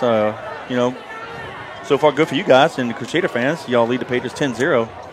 Yeah, I just got a text from one of the Crusader fans, Grant Buqua's mom, saying hi. Yeah, thanks for listening. Here we go. First play of the second half here. Twins receivers top of the field and near side. And then an official timeout. Delay of game against the Crusaders. 5-yard. That's not a common delay game right there. First play of the second half. And I almost said this because it's happened to us a couple times. How frustrating can it be coming out of a timeout or like a change of possession like this and you get a delayed game. All right, so now it's 1st and 15. Ball back at the 25-yard line. Hand off to Lambert. He gets wrapped up by Lane and Norman, but he carries them for 3 yards to the 28-yard line. Second down, and let's call it long 12. Gain of 3. I don't have his measurables, but Lambert's from up here. He's a good-looking kid. Kind of got some thick legs on him, so you can see where the power comes from. He's been dragging some defenders with him. Yeah, he has. Same formation. Fake the handoff. They can do an option to the left. Fires a pass down the sideline, and it's incomplete. Had the receiver open. Just a little too high. 3rd down, 13. So there'll be a nice stop here by the Patriots defense. We have not forced the punt. They've either scored or we forced a turnover deep in our territory, or they missed the field goal right before the half. So this is a great opportunity for the Patriots defense to force a 3-and-out. With 11:20 to go in the third. Stacked Twins near side, and they got Twins receivers top of the field. Now they'll send the receiver motion across the formation. Mamahat fakes the handoff, fires it over the middle. It's going to be, he's caught. And it's a foot race. He's to the 40, 35, 30. Can we get him? 15, 10, 5, and he scores. That's Leonardo. Yep. On the reception. He just caught it over the middle, and it was a foot race to the corner, and he outran the Patriots and adds 6 to the score for Brother Martin with 11:05 to go in the third, 16-0 with the PAT pending. Yeah, it looked like it was going to be picked, but Leonardo came across and high pointed the ball, and he was off to the races.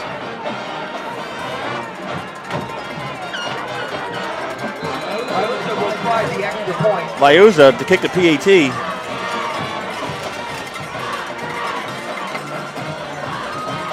Snap, plays, kick is up. And it's good. So with 11:05 to go in the third, it's now the Crusaders 17, the Patriots 0. Mama had made great throw. He stepped up in the pocket, actually, which, you know, when he was sliding up, I was getting nervous because, you know, it's giving time for the receivers to get open. That was a 72-yard pitch and catch. Mama Hat to Leonardo.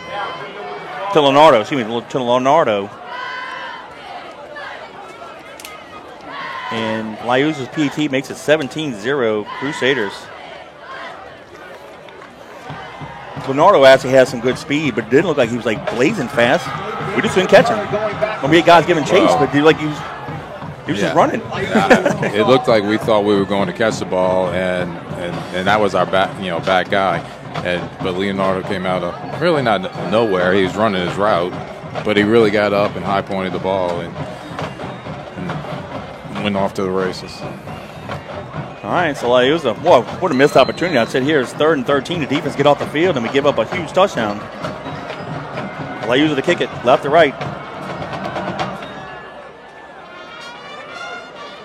Davis from the 1, 10, 15 has a hole, and he can get it near the 19-yard line. So the Patriots will have it 1st and 10 at the 19 with 10:58 to go in the 3rd.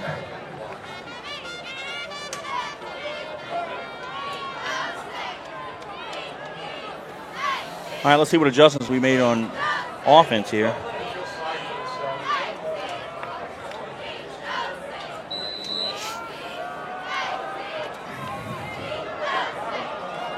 Prout and LeBranch are the halfbacks. Let's send the receiver in motion near side. Twins near side. We'll go top of the field. Taylor. Hand it off. Prout. No gain. 2nd down 10.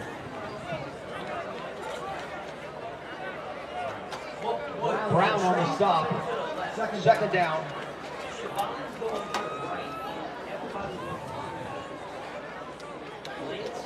Yeah, we got to make a move. We punted every possession, so down 17. We can't trade 6 for punts. We got to start moving the ball and putting points on the board. No. We'll stack Twins top of the field. We'll send the one receiver in motion. Quick zip to his side. That's Wilson. Great coverage or pursuit by the whole front four of Brother Martin. Gain of 1, maybe 3rd down and 9. Yeah. Brother Martin's doing an excellent job of, going sideline to sideline and not letting anybody outside. But the only times we really tried to get outside was on these pitch plays, as opposed to running the veer option pitch. Yeah. To where people have to come and make plays on the ball. Same formation, stacked Twins top of the field. Gabriel and LeBranch the halfbacks. Taylor back to pass, looks to his right, fires a pass out in the flat, incomplete, just outside the hands of Wilson. A little more accurate pass might have been completed, but now it's going to be 4th and 9 with 9:36 to go, and the Patriots have to punt for the 6th time today. Billy, the Patriots have 1 first down. That's how dominant the Crusader defense has been today. Manning goes back to field the punt. He's going to stand at the Crusader 47. Tevapaw stands at the Patriot 5.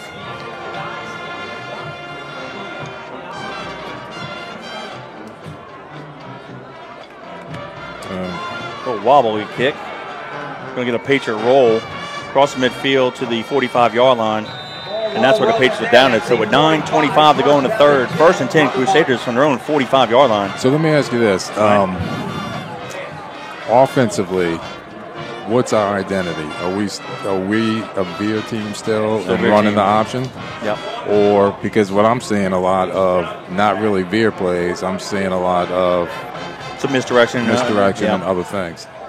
And where I'm going is have we ran and attacked, read the inside guy, attack the end, get the ball outside, and so forth. Today, no. But that's our bread and butter. Yes.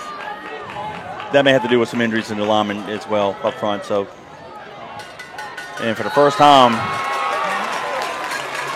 maybe a loss of yard. It's Norman on the tackle. Great job there. Thomas was the running back. I don't know for sure, but it could be. Possibly maybe some guys not playing in the backup. So let's just get more outside. 2nd down 11. Ball at the Crusader 44-yard line. Slot Twins near side. There's a split top of the field.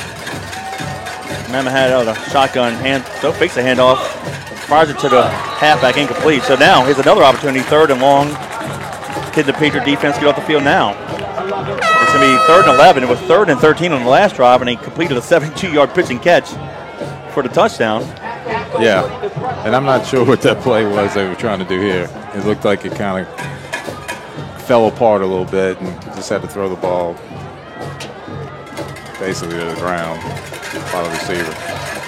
8:43 to go in the 3rd. 3rd down 11. Twins left, Twins right. Mamahat takes the pass from center. Going to roll to his left. Now he's going to run it.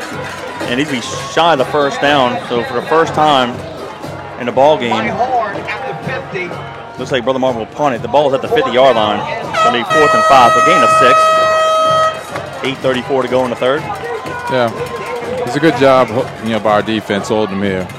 It was actually a necessity. They needed to be here. So Davis is going to stand around the 12-yard line. Nice kick.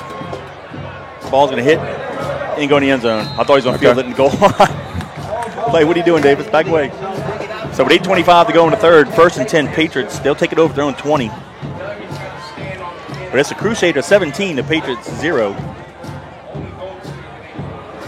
And obviously, we got to make a stance here. We got to move the ball. At least get our second first down. That'll be a start. Okay. Ball in the middle of the field. Little counter option near side. Taylor keeps it. There you go. 25. He's fighting hard to the 26-yard line. So there, to your point, Billy, he made the right read getting inside, but if he had to pitch it, we had the corner. Right. And I'm kind of looking at this now as get it to the pitch guy. Gain of 7. Even if you got a sliver, get it to the pitch guy. 2 tight ends split top of the field. Patriots quickly to the line of scrimmage. Taylor got it to LeBranch. Gain of 2 to the 29. So as we now 3rd down and 1. Yeah. But that's 2 plays in a row of what our identity is. Yeah. Here we go. Back to the line of scrimmage again. That was a short spot. Quarterback keeps there if we want it. And we got it. There you go. There you go. All right, come on. Taylor got to the 31-yard line. Gain of 2. So there you go. First down of the game. Exactly. 1 first down at a time. We're good. 7:37 to go in the third. You might start seeing that the Patriots going to have to start picking up the tempo a little bit. Down 17. Ball in the near hash mark. 2 tight ends split top of the field. Taylor rolls to his right, fires in the out. There you go. To the there you go. He's to the 40, 45, and pushed out of bounds near midfield. Let's see what he spotted at the 50-yard line. So that'll be a first down. And that'll give Taylor confidence right there. He hit it right on the numbers. Got, 25-yard pass play? 19 there. 19. Yep. There you go. 2 tight splits out of the field, ball on the right hash mark. Let's see if we come option near side. And we hand it off. Okay. That's Smith. He fights hard for gain of 6 to the 44. So 1 play at a time, Billy. 1 play at a time. And I said the Patriots are picking up the tempo a little bit. Yep. We got too many guys on the field. Yep. Twins receivers near side. Ball not quite in the middle of the field. We come near side. Taylor hands it off to Smith. He's going to gain 3, it looks like. It's going to be 3rd and 2. A gain of 2, I'm sorry. It was shy of about a first down, 4 yards, so now it's going to be 3rd down. 2 tight ends split near side. Got a hole over the left guard. Let's see if we go there. We do. The pitch and the back wasn't there. We lost. Oh, the ball's kicked backwards. And Brother Martin's going to recover it at the Patriot 34-yard line. Well, Billy, this is not our day right now. Still got plenty of time, but when you start to get some momentum and you just get a bad pitch and we kick it backwards, and Brother Martin pursuing huge turnover with 6:16 to go in the third. Just game to date. This doesn't look like it's like a bad day at the office, but credit Brother Martin for creating some of that. Definitely got to credit Brother Martin for creating some of that because they're all over the field, and especially in the box. 1st and 10 Crusaders from the Patriot 34-yard line. 6:16 to go in the third. They got a slot near side, Twins top of the field. Mamahat in the shotgun. Going to hand it off to Lambert. He's fighting hard. 30, 25, and tackled at the 19-yard line, 18-yard line. It'll be 1st and 10 Crusaders. And right now the Crusaders, they're just flexing their muscle. Yep.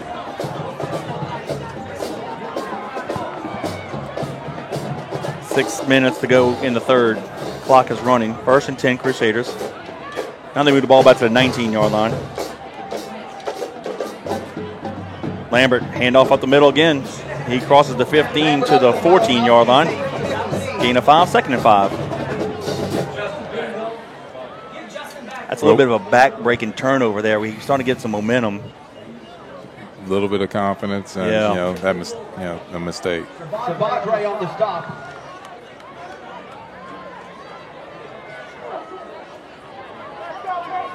Twins receivers top of the field. Mamahat hands it off to Lambert. Right at the middle, touchdown. That was easy. 15-yard run right at the middle with 5:17 to go in the third. It's now Crusaders 23, Patriots 0.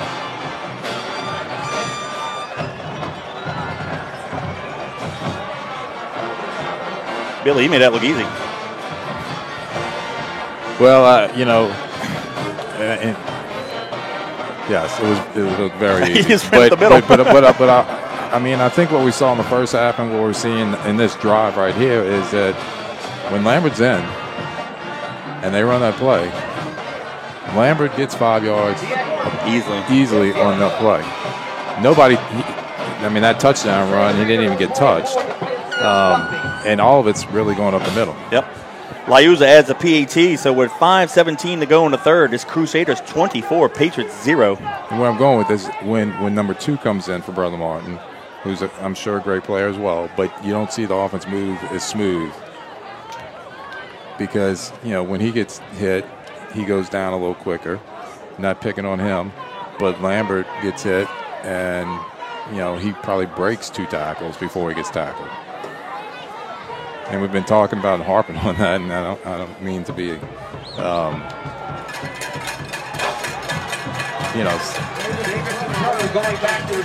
saying we couldn't do something better on defense for sure, but we need to wrap up more.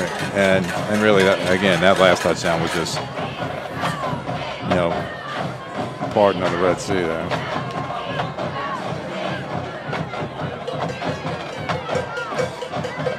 Well, we got a huge hill to climb here.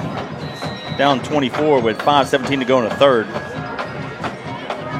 Liuza to kick it.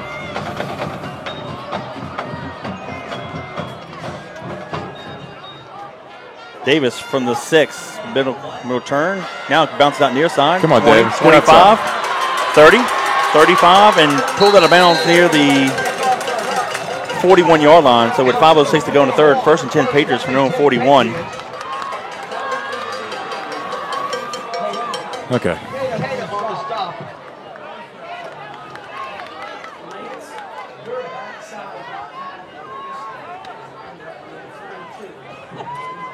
Brother Martin, after the forfeits, they took out some frustration, 42-0 against Holy Cross, and so far 24-0 against us.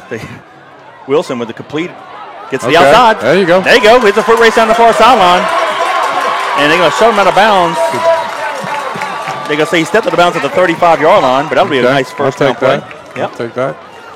So right now, add 42 and the 24. Is that 66? Yep. 66 unanswered points, in the last 2 weeks. Yeah. But we got an opportunity here. So we're getting some movement, too, because we're actually completing the passes. Yes. And you can see Taylor's more on target right now, feeling better. Ball on that right hash mark, counter option near side. Taylor's going to keep it, ducks it inside. There you go, 30-25, and he's going to tackle at the 21-yard line. That'll be enough for a first down. Taylor did a great job of reading that. Great job.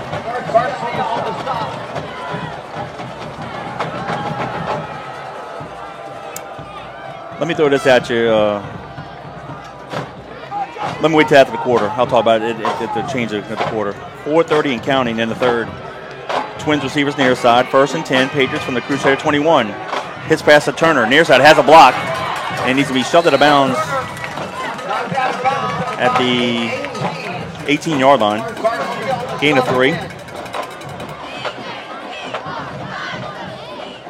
4:20 to go in the third. 2nd down 7. Davis will check in at receiver.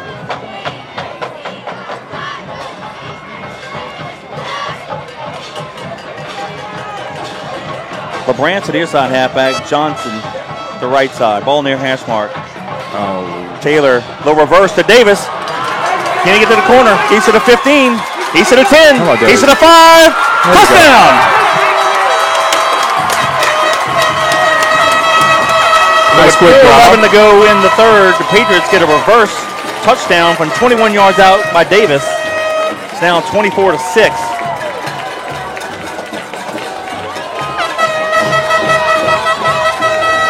We're going for 2. All right. We'll take it.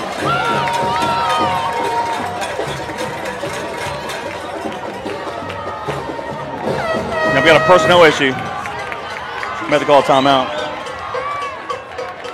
Clock hadn't started yet. Okay. All right, the Patriots with a 2-point try here. LeBranch, the left side halfback. Smith, the right side. 2 tight ends split to the right. We'll send LeBranch in motion to the right. We'll roll to the right. Turner. Back. Got it! But there's a flag in the play. Did we have a lineman downfield? I think so. One on the goal line and one in the end zone. Let's see. I think we had a lineman downfield.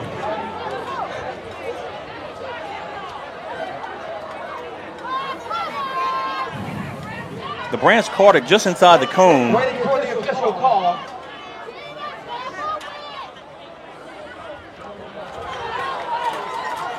Did they say Taylor was across the line of scrimmage?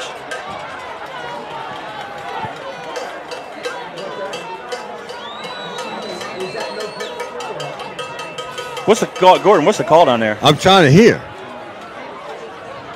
So it's gonna be a retry. They said it was no good. But then why are we lining back up for a retry? I don't know. The referees are huddled up. They don't know what's going on either. They saying he went out of bounds and came back in, but then it would be just no good. We wouldn't get another shot. Correct. So it don't make sense what they're saying. All right, let's see. Here's the referee, the white hat. What is he saying?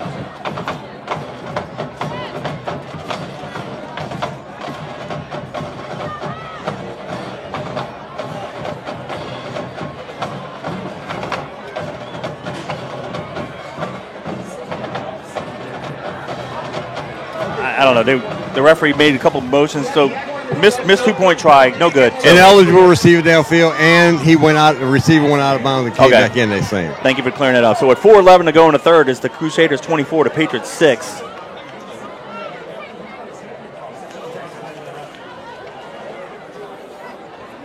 So now we got to play defense, got to hold them, and of course when we get the ball, we got to pick up the tempo.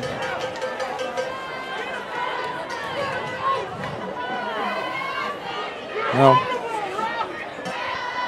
it was a good drive, created a sense of excitement for our side. Sure. And maybe get a little momentum going on our side. So, like you just said, we need to stop them there. And I'll take my comments I'll say between the third and fourth quarter. Let me go further in the game. Let's let the game play a little more, and I'll bring it up. All right, so the Patriots kick it off. That's Alfonso. Kicks it field at the 29-yard line, and the Patriots get down there quickly. And they finally never bring him down, but the officials blow the whistle. So Crusaders will have it first and 10 at their own 33-yard line. 4:04 to go in the third. All right, so the Patriot defense held last time. Yep. Got to do it again. And 2:33, first down. From us up on the kickoff return. They'll place the ball in the near hash mark.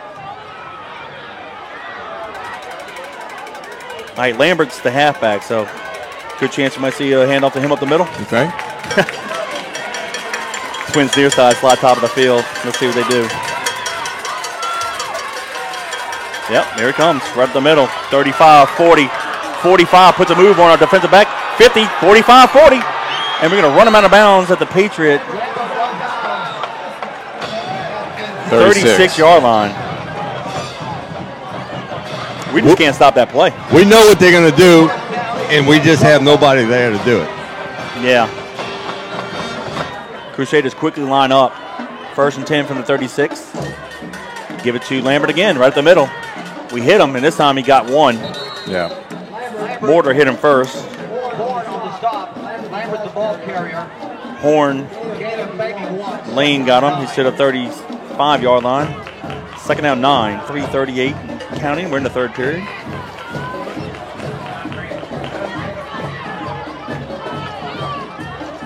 slot twins to the left. Little pistol formation here. They'll give it to Lambert right up the middle. He bounces it to the left. He gets it to the 29-yard line. So now it'll be third down and manageable. Let's call it 3rd and 3 with 3:15 and counting in the third. And they're in a position where they can have 2 downs to get it. Oh, yeah. I don't think they're going to kick a field goal from this far. Should they not make it here. But just to give it to Lambert, I mean, he's averaging 5 to 6 yards a carry. Twins near side. I was about to say, we only have jumped one offside. guy. But we jumped off sides, so we gave him a first down on the penalty. Ball key. 1st and 10 Crusaders now. And they'll place it at the Patriot 24-yard line. Well, you can't help them. You got to make them earn it. Yeah, no question on that. That's so frustrating when you're a defensive lineman looking at the ball and you still jump off sides. Lambert takes it off the left side, and he's going to gain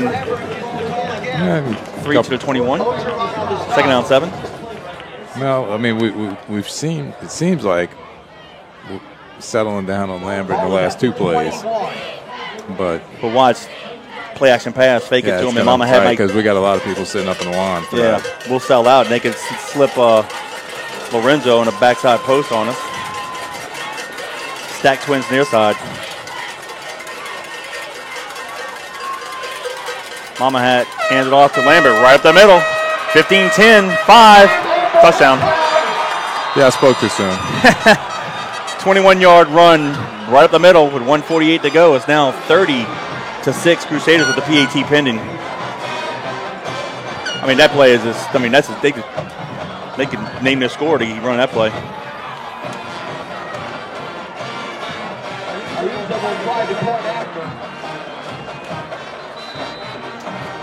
Liuza to kick the PAT.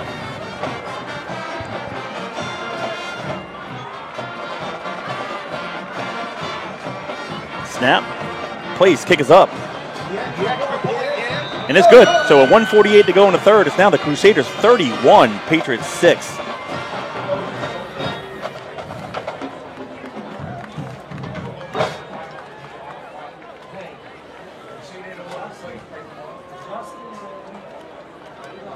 Well, we're going to score quick and often to get some onside kicks. But Billy, we also, to do that, we also have to make some stops on defense, and we haven't done that today.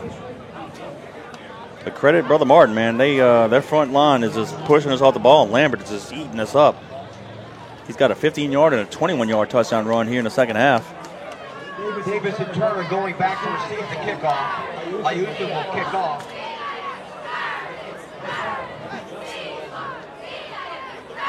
We got 13 minutes and 48 seconds to go in the ball game. So we do have time, but we're going to have to pick up the tempo. Liuza to kick it off for the Crusaders.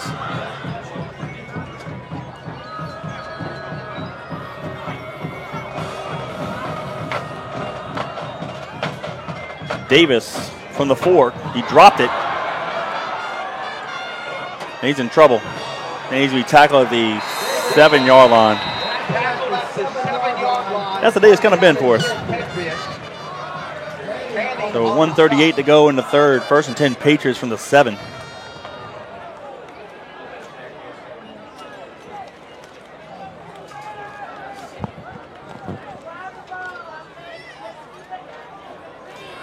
We're still going to have to attack, though, like we did the last drive. You know, we're going to spread it out, hit some passes on the outside, and so forth. And pick up the tempo, though. We won't be able to huddle. Get back over there. I like the fast tempo. All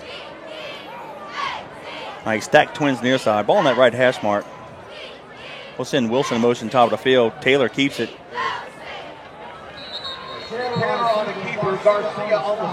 Let's say no gain. 2nd down 10.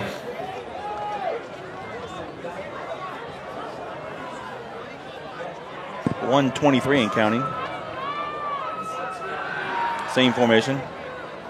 Ball in the middle of the field. Taylor back to pass. He's in the end zone. He's in trouble. Rolls to his right. And he's going to maybe get a yard. 3rd and 9 from the 8. 1:06 to go. 3rd down and 9. A gain of 2.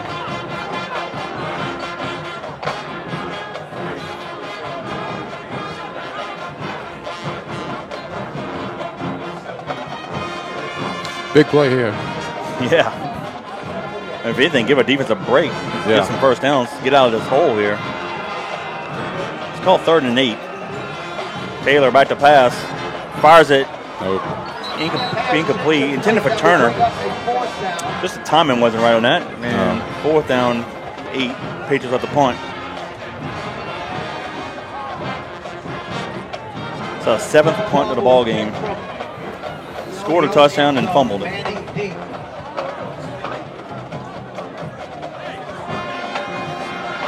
Manning will stand around the Patriot 44-yard line. Tevapaw in the end zone, which seems like, I think, his 3rd punt for the end zone today.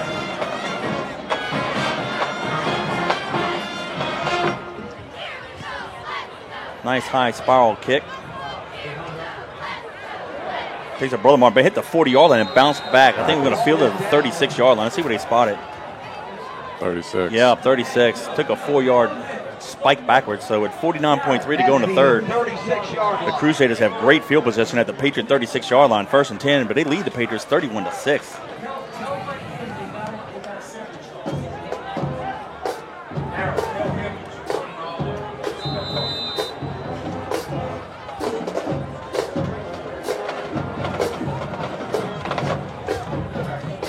Place the ball at that left hash mark. Brother Martin comes out with twins receivers near side. Thomas is now the halfback for the Crusaders. He'll take the handoff. He'll go around the left side. Has a lot of running room. And he stumbles, and he finally is run out of bounds at the Patriot 15-yard line. Yeah, it looked like when he got outside, his foot slipped a little bit. If not, he might have been gone. Gain of 21.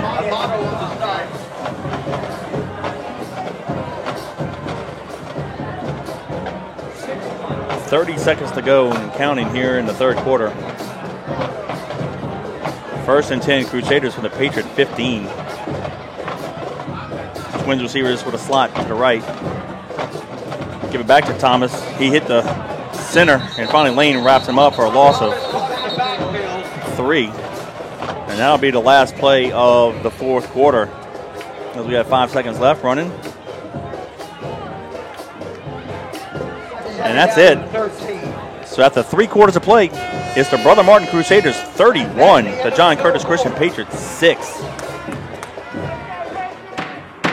When a motor vehicle crash happens and it's someone else's fault, don't take the loss. Call on attorney Frank D'Amico Jr. Call on the strong arm. I'm attorney Frank D'Amico Jr. Call me now.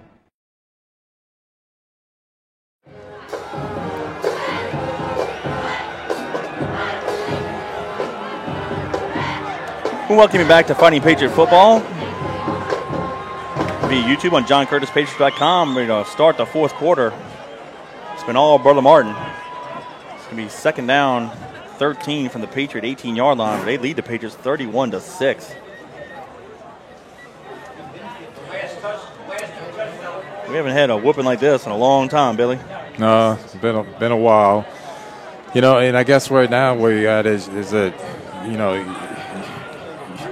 you need to finish the game is what you need to do. Whether obviously whether you win or lose here at this point, but you need to finish the game. All right, let me say it. Here's my comments. I wasn't going to say it. Let's say this holds and Brother Martin whoops us pretty good. We drop back to a number 6 seed. We got to play them again. Hey, Brother Martin, they beat us pretty good. Now their mentality is, whoa, it may not be as easy next time. They hammered us today, but chalk up to a bad day at the office. We come back next week, flush it. It's a whole new season, Right. All right, there we go. 2nd down long. Twins near side. Thomas takes a handoff, bounces it to the right, and needs to be hit hard. Good play by us. At the 16-yard line. I believe that's Ogeron, number 15, on the tackle. So it's going to be 15 third and 48. down. Yep. Third down and 11. Thomas, the ball carrier. Third down and about 11. Let's just finish this game out and play like we know how to play, and who knows? I mean, it'd take a miracle to score that many points, but anything's possible.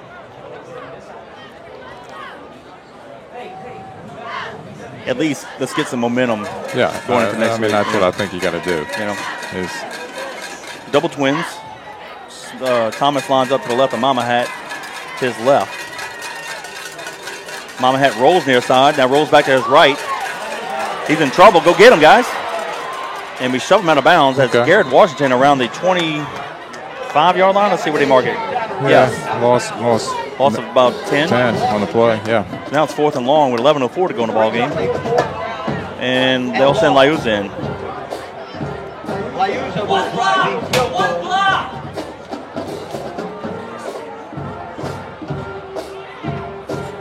This will be a 42-yarder. He missed from 43 right before half. This time the ball's on the right hash mark.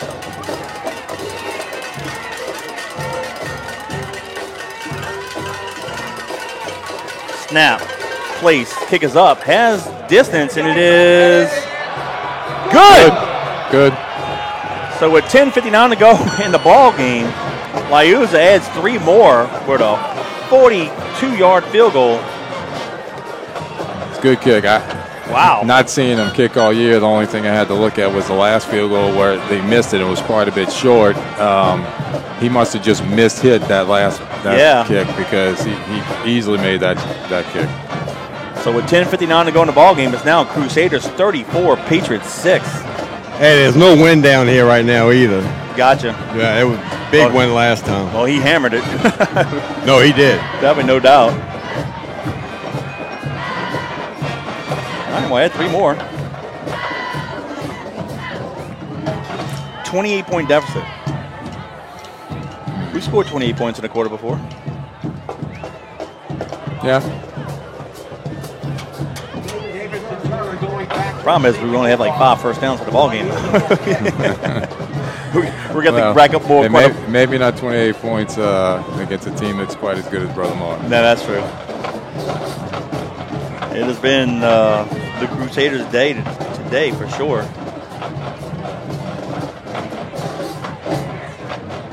All right, Liuza to kick it. He'll place it on the near hash mark. Davis, the near side halfback. And it looks like Wilson, the far side halfback.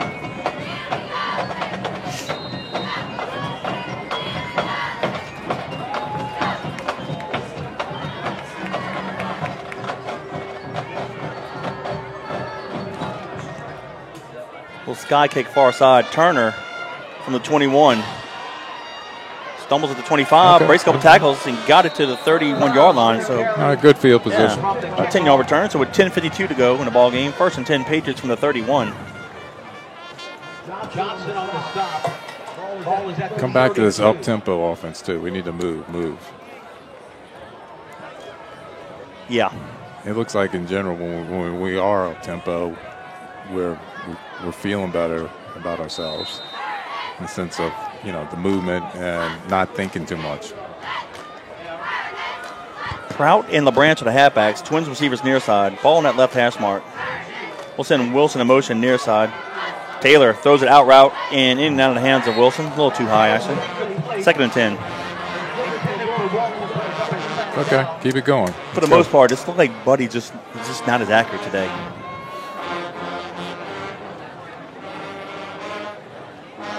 He made some nice throws on the last drive. He did. That was a tough throw he was making right there. He threw it, from the far hash mark all the way down the bounce side over here. Davis checks in. He'll be the inside receiver. Same formation. That will send Davis in motion. We'll do option near side. Taylor keeps it. Okay, buddy, come on. Fighting hard. He's going to have the first down or more. He's going to get it near the. Good job, buddy. Keep going. Rugby scrum. He got to the 49-yard line. Great job there by Taylor. Of course, he had a little assistance from the offensive line. Yep. We'll take it. Yep, 1st and 10 Patriots from their own 49-yard line. 10:29 and counting in the ball game.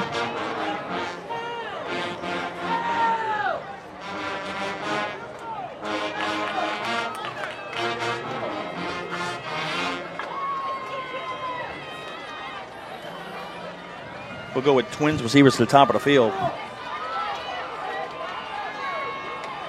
LeBranch and Pratt of the halfbacks. Taylor back to pass, looks to his left. Got Has a little wheel time, route. flies it, and incomplete. Intended for Turner. We had a curl route. We had a curl route, and then we had a wheel route. And the wheel route, if he could have gotten, I don't think Taylor saw him, but if he was running down the sideline, nobody there. Came open late. Yeah, and I don't even know it was too late, but he was focused on the curl. 2nd down 10, 9:58 to go in the ball game. This time we'll go over split top of field, split near side. Davis is a split near side. Looks his way. Little quick hitch, and he has it in the first down at the 40-yard line. That was great timing by both receiver and quarterback. 9:50 and counting. Patriots quickly to the line of scrimmage. Ball in near half, Smart. Taylor back to pass now, comes near side, is in trouble. And he runs it about, loss of 2 to the 42-yard line. 2nd down 12. Yeah, it's kind of tough when your receiver's on the left side and you turn around and run to the right side. That happens. It's been that kind of day today for the Patriots. Yep. All right, let's see.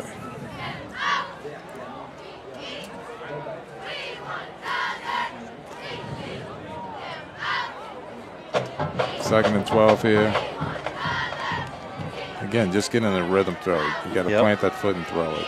2 tight ends, split near side. Quick zip. Okay, he's outside. There you go. That's LeBranch. Got to the 40. 35. Tackled out of bounds. Didn't throw a flag, but he got it to the 32-yard line. That was a gain of 10. 3rd and 2. 9:27 to go.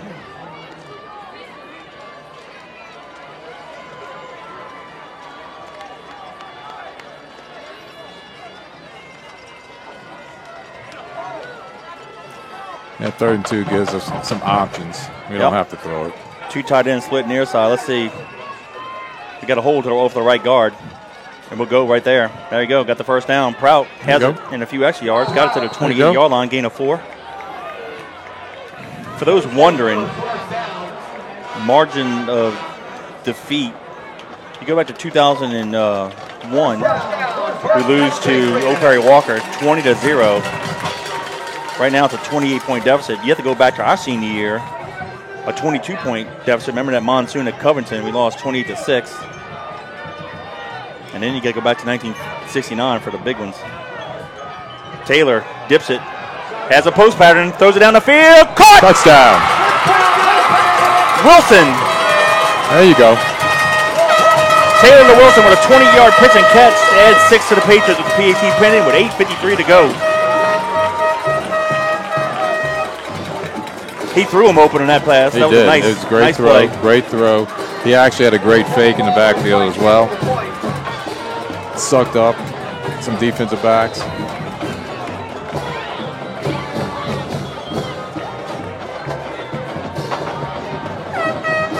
Patriots line up for the PAT.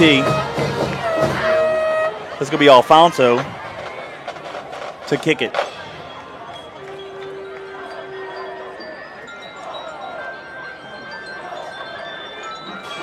Snap, placed, kick is up, and it is off the upright.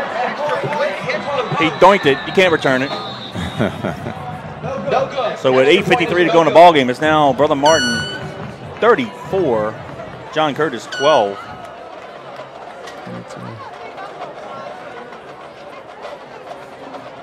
Okay, but you know the fact that we moved the ball down the field, we're throwing the ball down the field. Is going to help us whoever we play the next game, because we're getting more and more confidence as far as being able to spread the field out a little bit and spread the ball out by throwing, you know, whether it's hitch routes, slant routes, or he just basically faked a run right up the middle and set back and hit a post route up the middle. So. Yep, that was an 8-play scoring drive, 69 yards in distance, 2:17 off the clock. Taylor to Wilson from 28 yards out. Alfonso missed the PAT, so at 8:53 to go in the ball game, it's the Crusaders 35, Patriots 12. Got to get the hand seam in there. Onside kick. Alonzo will kick it. Now, unlike when we played, you can't have so many. Yeah, right. You can put 10 guys on one side. You know, Yeah. those days are over with. Yeah.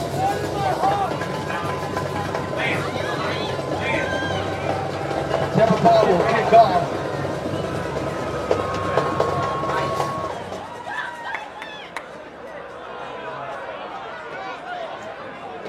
Not sure what happened there, but change the formation. All right, looks like we're going to kick it to the right. And did Brother Martin call timeout?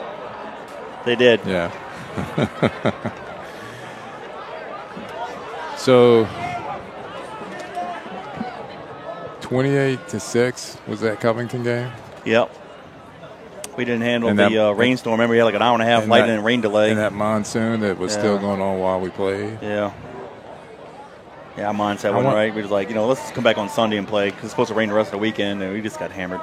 I want to say, wasn't that Steve Smith was the quarterback The year for before. Covington? The year before. Oh, that was the year In before. 87. When Which they lost was- to Shaw in the state championship. Which was kind of odd because that was their team, and we beat them. We blew them out. Right, that year. That 87. year. Yep. I do remember that rain. You know what? That loss by us and that win, they compared. If you remember, Coach JT talked about it in the newspaper. They wrote Coach Salter, who was the coach at the time. That was their biggest win since '76 when they beat St. Augustine for the state championship. Right. We go call a Jamboree game there in 2014, and I have the picture too, still. But they had it framed in their press box. Yeah. That is like the signature win. That win that night in October of '88. Yeah. Of the water. But the referee holding the ball on the black one, you see the big fat raindrops, and the Yeah, umpires holding yeah. the ball with a towel. Yeah. It's framed up in their press box. So there's a coach there who's passed away since. His name is Ollie Smith. He's actually in the Louisiana Hall of Fame. And I met him way after the fact. We'll get this done, and then I'll tell you. All right. Finish it up. All right, so looks like we're going to do an onside kick to the right. Yeah, there's so much movement on this onside kick. We really got to pay attention and see what's going on.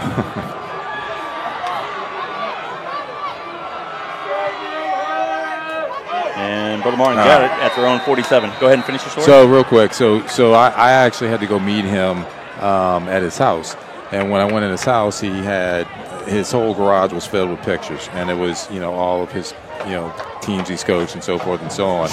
And I didn't really know who he was when I went. I was going for something else, and so he goes, "Son,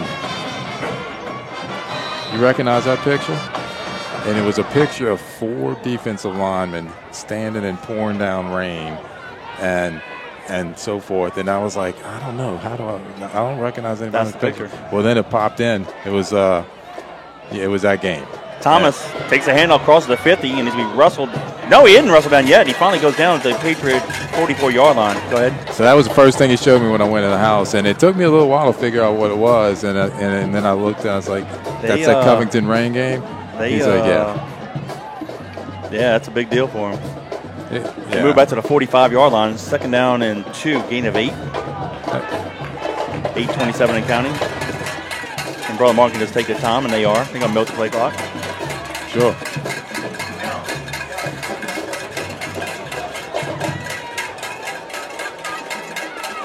Slot Twins at the top of the field.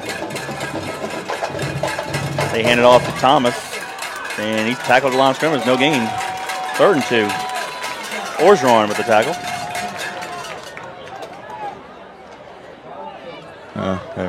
Lambert's coming back in. Yeah, they want 2 yards. He'll gain 6. That's the way he's been running today. 7:48 and counting. It's the Crusaders 34, Patriots 12. We're in the 4th quarter. It's been all Crusaders.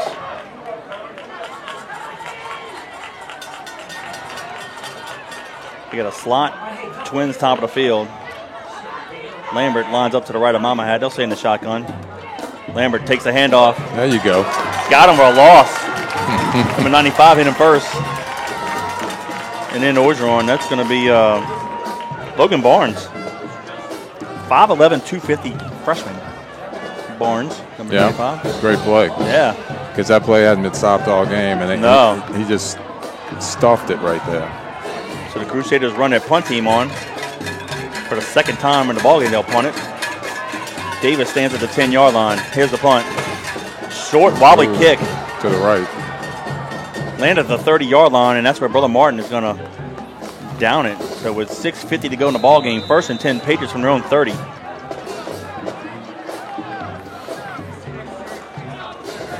Again, this may not be the day we win, but keep working on that offense. Keep working that offense. Exactly. I just heard Coach Leon say, it ain't about today, it's about next week. No, but let's get some momentum going into Yeah, next that's what we're talking about, right? So that's what we're preparing for that. Yep. Ball in the middle of the field, Twins left. Little quick hits far side of Turner. Has a little bit of running room. He's a 35, 36-yard line, gain of 6. Good job. Good job. Crazy thing about that game, let's go back to Covington, not to harp on too much. The game plan, though, that week, we were going to light it up, passing-wise. Yeah. For the first time, we were actually going to chunk it. Yeah, well. I'll come back to this play in a second. Taylor rolls near side, steps up in the pocket, fires over the middle field. Okay. Caught at the big 50. 84. And he gets it to the Brother Martin 49-yard line. That's the big tight end, Justin Brooks. He's a great-looking athlete. Yeah, great job, Justin. Patriots quickly to the line of scrimmage. And great throw by Taylor. 6-10 and counting. Ball in the middle of the field. Taylor drop backs a pass, in trouble. Gets hit as he fires it. Great Caught throw. again to Great Wilson. Throw. At the 40-yard line. Gain of 8. 2nd and 2. Great job by Taylor by standing in that pocket, knowing that the pressure was coming. I'm not sure if he knew it. He did know because it was from the backside, but it was a great throw. 5:48 and counting. Taylor hands it off to the branch. Gain of 1 to the 40. We want to chunk it and make good pregame, warm-ups now. We're behind the run-through, and right before Coach says he's about to take the field, that big old bolt of lightning, pow, and he's like, go to the locker room. Yeah, for 2 hours. Uh-oh. Taylor bobbled a snap, but that just kind of messed the play up from jump, so now it's be 4th and 2. Yeah, because our guard was pulling, and he got hit. They ran into each other again. Yep. And I'll say this, Lord, we take ownership. Just like in baseball, when you get those delays, how many times a team is up and you get a long rain delay and stuff, they don't always come out and play. Right. We just didn't, and we were a veteran ball club, we just didn't handle the rain delay like the champions we were. I think we came out 3 different times. Are we going to play? No, back in the locker room, back in the after an hour and a half, like, look, let's come back on Sunday, Because Covington had to play in the same weather we did. Exactly. And they played better. Yeah, they just flat out whooped us. What happened? Yeah. All right, 4th and 3 now. Got to get to the 38. Too tight, split top of the field. Taylor rolls to his left, sets up a screen. Nope. Oh, and he played it well. I don't have their program, but number 42 read it and tackled the branch for a 2-yard loss. So the Patriots turn it over and downs at the Crusader 44 with 4:33 to go in the ballgame. Look, we had a good call. I like the call screen, but credit 42. He just read it all the way. He did. A great play by them. What a play. We hadn't run that all day. He just read it. Yeah, Guy Willis, he was O'Perry Walker. He said he was at the game in 01. Hey, Guy, that win that y'all had against us in 2000, that 20-0, 2 records on that. That broke our 136 consecutive district win streak that night. And I'll come back and tell you what the other one was. Thomas with the handoff and needs to be tackled at the 47-yard line. So we went from when we lose to Newman in 1977, we don't lose another district game to O'Perry Walker in 2001. We won 136 straight district games. When we get shut out that night, 20-0, that was the first time the Patriots got shut out since the 7-0 loss to Acadiana in the 1979 season opener. Yeah, so that was 2 records that your O'Perry Walker Chargers broke 2 records that night. But hey, that O'Perry Walker team, we played them in the state championship game the next year in 2002. They had 6 guys in that team went to the NFL. Yeah. They were loaded. I was actually at the game. Coach Wilson, his Thomas up the middle, breaks a couple tackles. He's at a 45. Oh, here we go. 40, 35, and run out of bounds near the 30-yard line. But Coach Frank Wilson, who was at McNeese State, was the head coach for O'Perry Walker. And great coach. Where was that game at? Was that Bernalino? It was at Bernalino, yeah. Yeah, that was at Bernalino. I was at that game. Yep. was about maybe about a month after 9/11, I believe that's when it happened. 1st and 10 Crusaders from the Patriot 31-yard line, 3:42 to go in the ball game.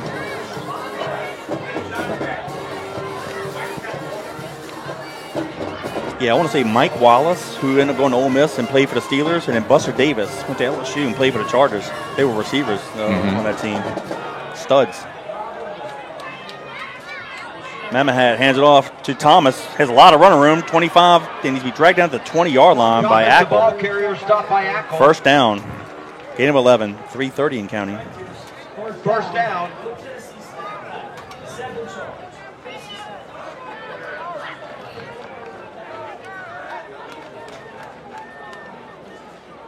.325 and counting.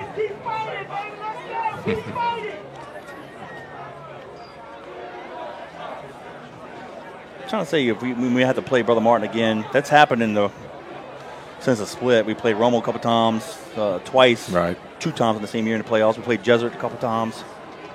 Could play Brother Martin again next week if we drop down to 6 seed. We'll find out tomorrow. Mamahat hands it off to Thomas, and Horn says no. He dropped him a 1-yard loss. He had enough of that. So yeah, tomorrow at 11 o'clock, the seeding, the power rankings come out. So if we drop from 5 to 6, I don't know if Brother Martin will have enough to go from 11 to 10. But if Brother Martin stays at 11 and we go to 6, then we'll play again next week. Our freshman year, if you remember, in AAA, we had to play St. James twice. Once in the regular season, and in the quarterfinals, we went to St. James. So that was the only time that when you and I played, that we had to play a team twice.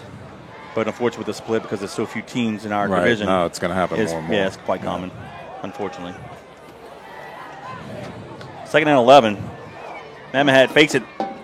He's going to keep it himself. Has a lot of run room near side, and we're going to run him out of bounds near the 15. Let's see, they spotted the 14-yard line. He was looking for the route over the middle, but it was covered. Yep. And he went ahead and ran. 2:12 to go in the ball game.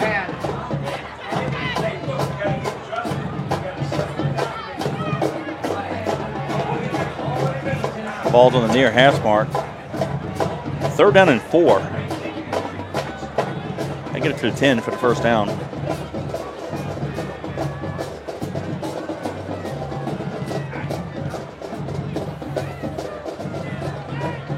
That's 6 seconds left on the play clock. Stack Twins top of the field. They'll hand it to Thomas up the middle. He bounces it to the right. He's to the 10. He's to the 5. Touchdown. He scores. So with 2:04 to go in the ball game, the Crusaders extended 40-12 with the PAT pending. Yeah, I mean, that was just another up the middle run. I just got a flag, Kevin, here in the end zone.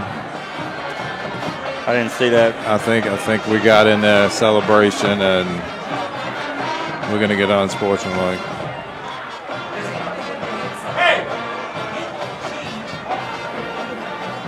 We scored with 2:12 to go. Clock ran another 12 seconds off. I guess the timekeeper wants to get out of here. Yeah. Refs are still talking about this. All right, so let's see what's the call. They'll probably, if it's on us, they'll mark it on the kickoff. Yeah.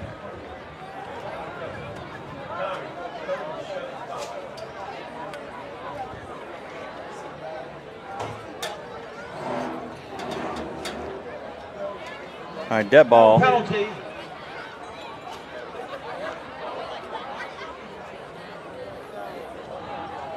Dead ball unsportsmanlike on the Patriots Offsetting. Oh, they had offsetting. Okay. and the Crusaders.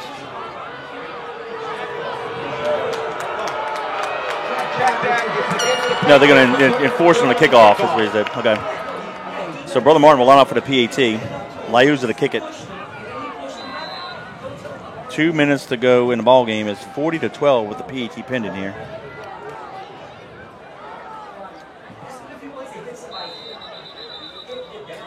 And it looks like Brother Martin calls timeout.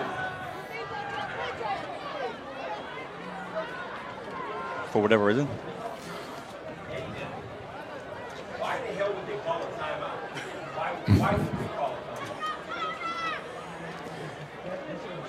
Can we get these 2 minutes over with?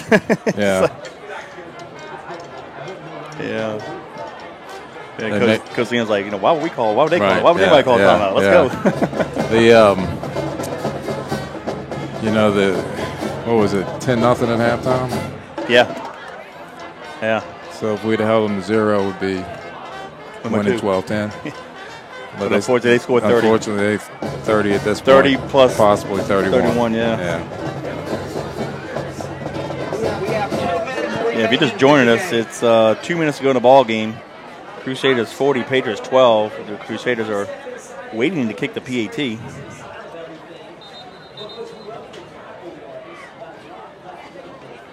Again, the power rankings come out tomorrow at 11 a.m.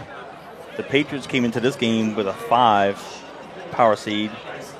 Brother Martin was at 11. So we dropped to 6. These two teams will play again next weekend.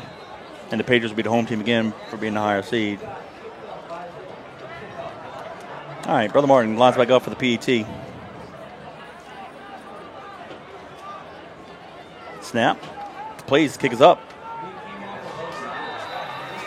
It's good. Yeah. All right, so with 2 minutes ago in the ballgame, it's now 41-12 Crusaders.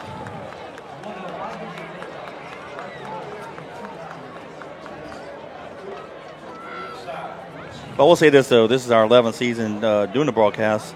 In the broadcast era, this is our worst thumping. And, you know, just like anything, you play enough sports, You're gonna it's get going to happen. beat. Yeah, Yep. it's going to happen to you. But you know what? Sun's going to come out tomorrow. Yep. But credit to Brother Martin. I mean, look, they're an outstanding ball club. Playing with a little extra chip on their shoulder in light of what all happened to them in the last 2 weeks. Right. Which they didn't even need that chip in the first place. No. You know, But, hey. very solid team. Exactly. No, real good ball club. Coach Boney, he's done a great job with that program anyway. Yep. And honestly, last year they went to the semifinals. Of course, ran into a buzzsaw that was Catholic Bears. You know, and I'm sure that, like when we lose the state championship our sophomore year by 2, that was the fuel that led us the next 2 years to win a championship. Exactly. That probably losing to Catholic is what fueled them during the offseason because they got so close. Now they lost by 2 touchdowns, but you know, they had a real good ball club last year. Brother Martin did. Real good. Stepping off the penalty now. All right, so here's the penalty being enforced. So they'll kick it. Brother Martin will kick it off from the Patriot 45, I believe. Yeah. Do that little pooch kick again. He can kick that to West Metairie if he wanted to.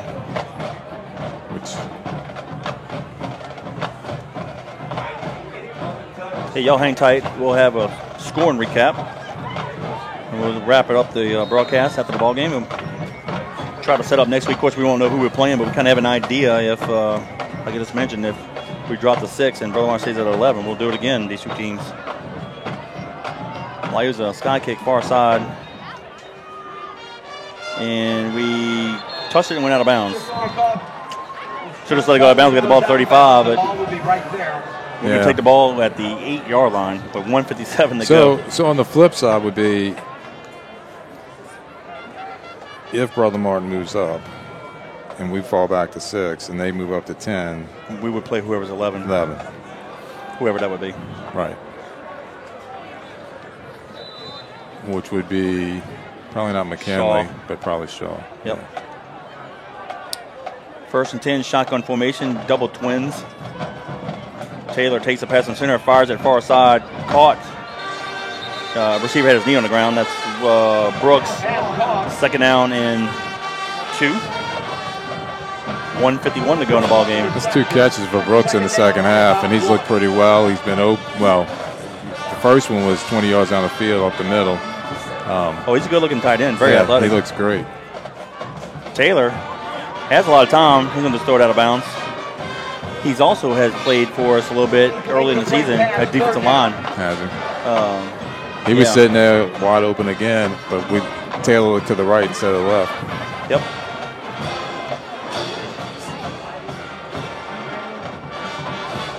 $1:33 to go.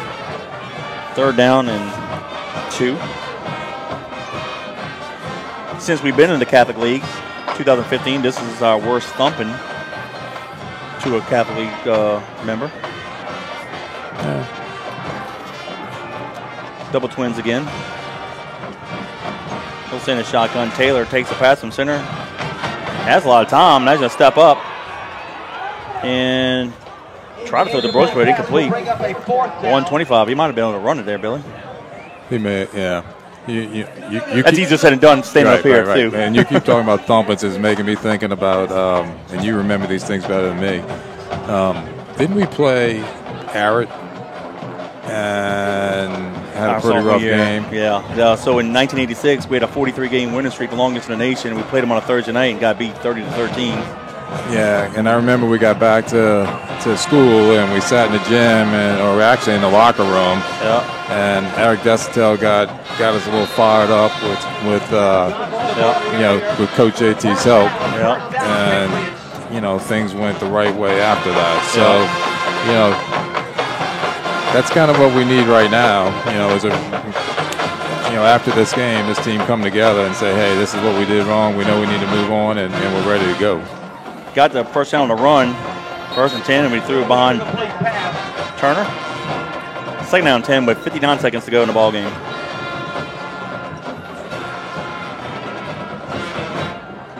Yeah, just not a day, but you know what? Tip you had to Brother Martin. It was pretty much a lot of our mistakes and things that we couldn't do was on them. They flat out took us behind the woodshed and whooped us today. Yep. You can't candy coat this. This is a beating. Trips top of the field, split near side. We'll stay in the shotgun formation. Now we're going to send the receiver near side for a little double twin set. Taylor takes the pass from center. He's in trouble, steps up in the pocket. Now he's going to take off and run with it. And he gets it to the 30-yard line. Taylor on the keeper. It's going to be 3rd down, and let's call it a long one. Yeah. 40 seconds. Might be getting 2 more plays off. Same formation. And we got a receiver taking off down the field. It's almost comical now. Yeah. But, we got a receiver. He just took off. Penalty against the Patriots. Backs up 5. So 3rd and 6. With 34 point load. Man, they're going to keep the clock running. Let's get out of here. This might be the last play. Taylor takes the pass to center, throws it near side to Wilson. Caught at the 31-yard line. Got the penalty yards +1. 18 seconds. Let's see if we try to score, get another play in. Well, get the first down, so the clock stops at 16.7. We might get one more in. Yeah. They'll start the clock once the chains get set. All right.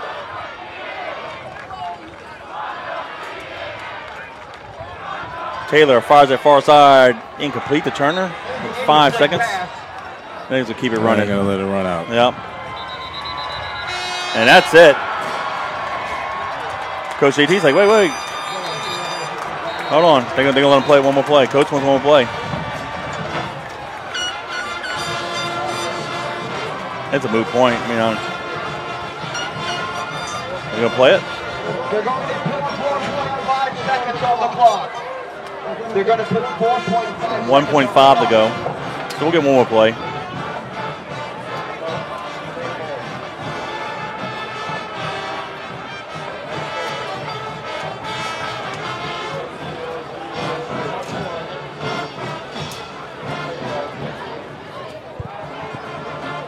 Okay, we have 4 seconds left. They can put 4 seconds left. All right, whatever. Doesn't matter. It's going to be it. Yeah, just get this play going. Yeah. Little draw play here for LaBranch. And he's going to pick up about 5 yards, and that's it. The Brother Martin Crusaders defeat the John Curtis Christian Patriots by the score of 41-12. Again, we will find out tomorrow at 11 the power rankings. Tomorrow afternoon, the brackets will fall into place, and we'll know who will play next week in the first round of the playoffs. But congratulations to Coach Mark Boney and the Crusaders on their victory over the Patriots today. Please stay with us for the next few moments. We'll have the score and recap, and we'll recap the game and set up next week. Our post-game sponsor, Hot Rods Creole, locally owned and family operated with generational recipes for your cooking ease and enjoyment. Check out their award-winning jambalaya, gumbo, and barbecue sauces. Don't forget the premium garlic butter seasonings, fish fry, and seafood boil mixes they offer. You can find their products at your local grocery stores or online at www.hotrodscreole.com. Hot Rods Creole, the way to Creole. Well, the Brother Martin Crusaders won the opening toss, elected to defer to the second half. Patriots got the ball and went 3 and out, and that was pretty much the theme in the whole first half, if you will. And Brother Martin got the ball after the Patriots punted, and with 9:10 to go in the quarter, Mama Hat hit Leonardo with a 33-yard touchdown pass. Liuza added a PAT, and they made it 7-0. The Brother Martin Crusaders got the ball back again, drove, and deep in Patriot territory, threw an interception to the 2-yard line, and that's how the first quarter ended with the score 7-0. Brother Martin got back on the scoreboard with 7:24 to go in the half. Liuza hit a 23-yard field goal, making it 10-0, and that's how the first half ended. But Billy, it was all Brother Martin in the second half. Yeah. They got the opening kickoff, went on a long drive. We thought we had him a 3rd and 13, trying to get off the field. Mama Hat hits Leonardo really on like a 15 to 20-yard in route, right, and he turned it into a 72-yard pitch and catch for the touchdown. Liuza added a PAT, making it 17-0. With 5:17 to go in the third, Lambert had a 15-yard touchdown right up the middle. Liuza added a PAT, and that put the Crusaders up 24-0. But the Patriots got on the board for the first time. At 4:10 to go in the third, Davis had a 21-yard touchdown run on the reverse. We missed the 2-point conversion, and that made the score 24-6. A 1:48 to go in the third. Lambert again from 21 yards out. Again, right up the middle. That was a play that killed us all day long. Liuza added a PAT, making it 31-6, and that's how the third quarter ended. Brother Martin got right back on the board again with 10:59 to go in the ball game. Liuza hit a 42-yard field goal in the win, increasing the lead 34-6. The Patriots got on the board one more time with 8:53 to go to the ball game. Taylor hit Wilson on a 28-yard touchdown pass. We missed the PAT, and that made the score 34-12. And with 2 minutes to go in the ball game, Thomas from Brother Martin ran it in from 14 yards out. Liuza added a PAT, and that made the score 41-12. And that's the final score. I mean, credit Brother Martin. They came out with a great game plan. We could talk about this real quick. Right. Pretty much Brother Martin did what they wanted. The linemen had holes at the middle. Lambert and Thomas just gasses for as many yards as they wanted to. The defense will get out the interception, and, of course, it was a fumble. We thought it was a touchdown. The score could have been worse at halftime. Yeah, it could have been 55 to 12 here. Yeah, so, anyway. So your thoughts on the baseball game? I mean, my thoughts is you got to go look at the film, and then you got to flush this game. Yeah. But you got to learn from it. And, I think that you can learn some, but you got to dig deep down inside of yourself and say, okay, what can I do better and where do I need to be? Yeah. And so forth and so on. And I think there's an opportunity there. I don't know who we're going to play next. If we have to play Brother Martin again, we got to play Brother Martin again. But you should be able to learn something from what they've done. We're going to correct some things, and we'll be able to move on and, give them a better game next time. Yep. Unlike baseball, a lot of times you get thumped like this, you can come back the next day. Football, you got to wait a week. Yeah. The power rankings will come out tomorrow at 11 o'clock, 11:30. Shortly after that, the brackets. So we'll know tomorrow afternoon who we play. We'll be the home team because we'll be a 5 or 6 seed. So we'll be playing an 11 or 12 seed team. So we'll know home. Now, is it here at East Jefferson? I don't know. Is it Friday or Saturday? We don't know yet. We'll figure all that out during the week. So, anyway, thanks for coming. Thanks for filling in for us. Wish the outcome had been a little bit better, but we can't control that, I right? was going to say enjoyed the company. I can't say we enjoyed the outcome, but it is happens. what it is. Yeah. Tip your hat off again to Brother Martin. They definitely deserved it. They beat the John Curtis Christian Patriots by a score of 41-12. So, once we find out tomorrow who and where when we play, the school will get that out via social media. Of course, we'll flood the social media, Facebook, Twitter, Instagram, all the accounts. We'll get it all out, and we encourage everybody to come out here. We're only guaranteed one more game, so from this point forward, it is. You win, you move on, you lose. You go home. Get ready for basketball season. So, any final thoughts before we sign off? Well, that's kind of what I said. I mean, I like. If we got to play them again, I think it's going to be a lot better game. Yeah. I think we're going to learn and have a chance to move on ourselves. I mean, we made some great plays throughout the game. Yeah. We just couldn't keep them going. Let's just chalk it up to a bad day at the office, but credit Brother Martin for being a very good team and taking care of business. It is what it is. So, on behalf of Robbie User and Gordon Hebert, Billy Duncan, I'm Kevin Fayard. Again, the Brother Martin Crusaders 41, the John Curtis Christian Patriots 12. Until next week, go Big Blue. God bless.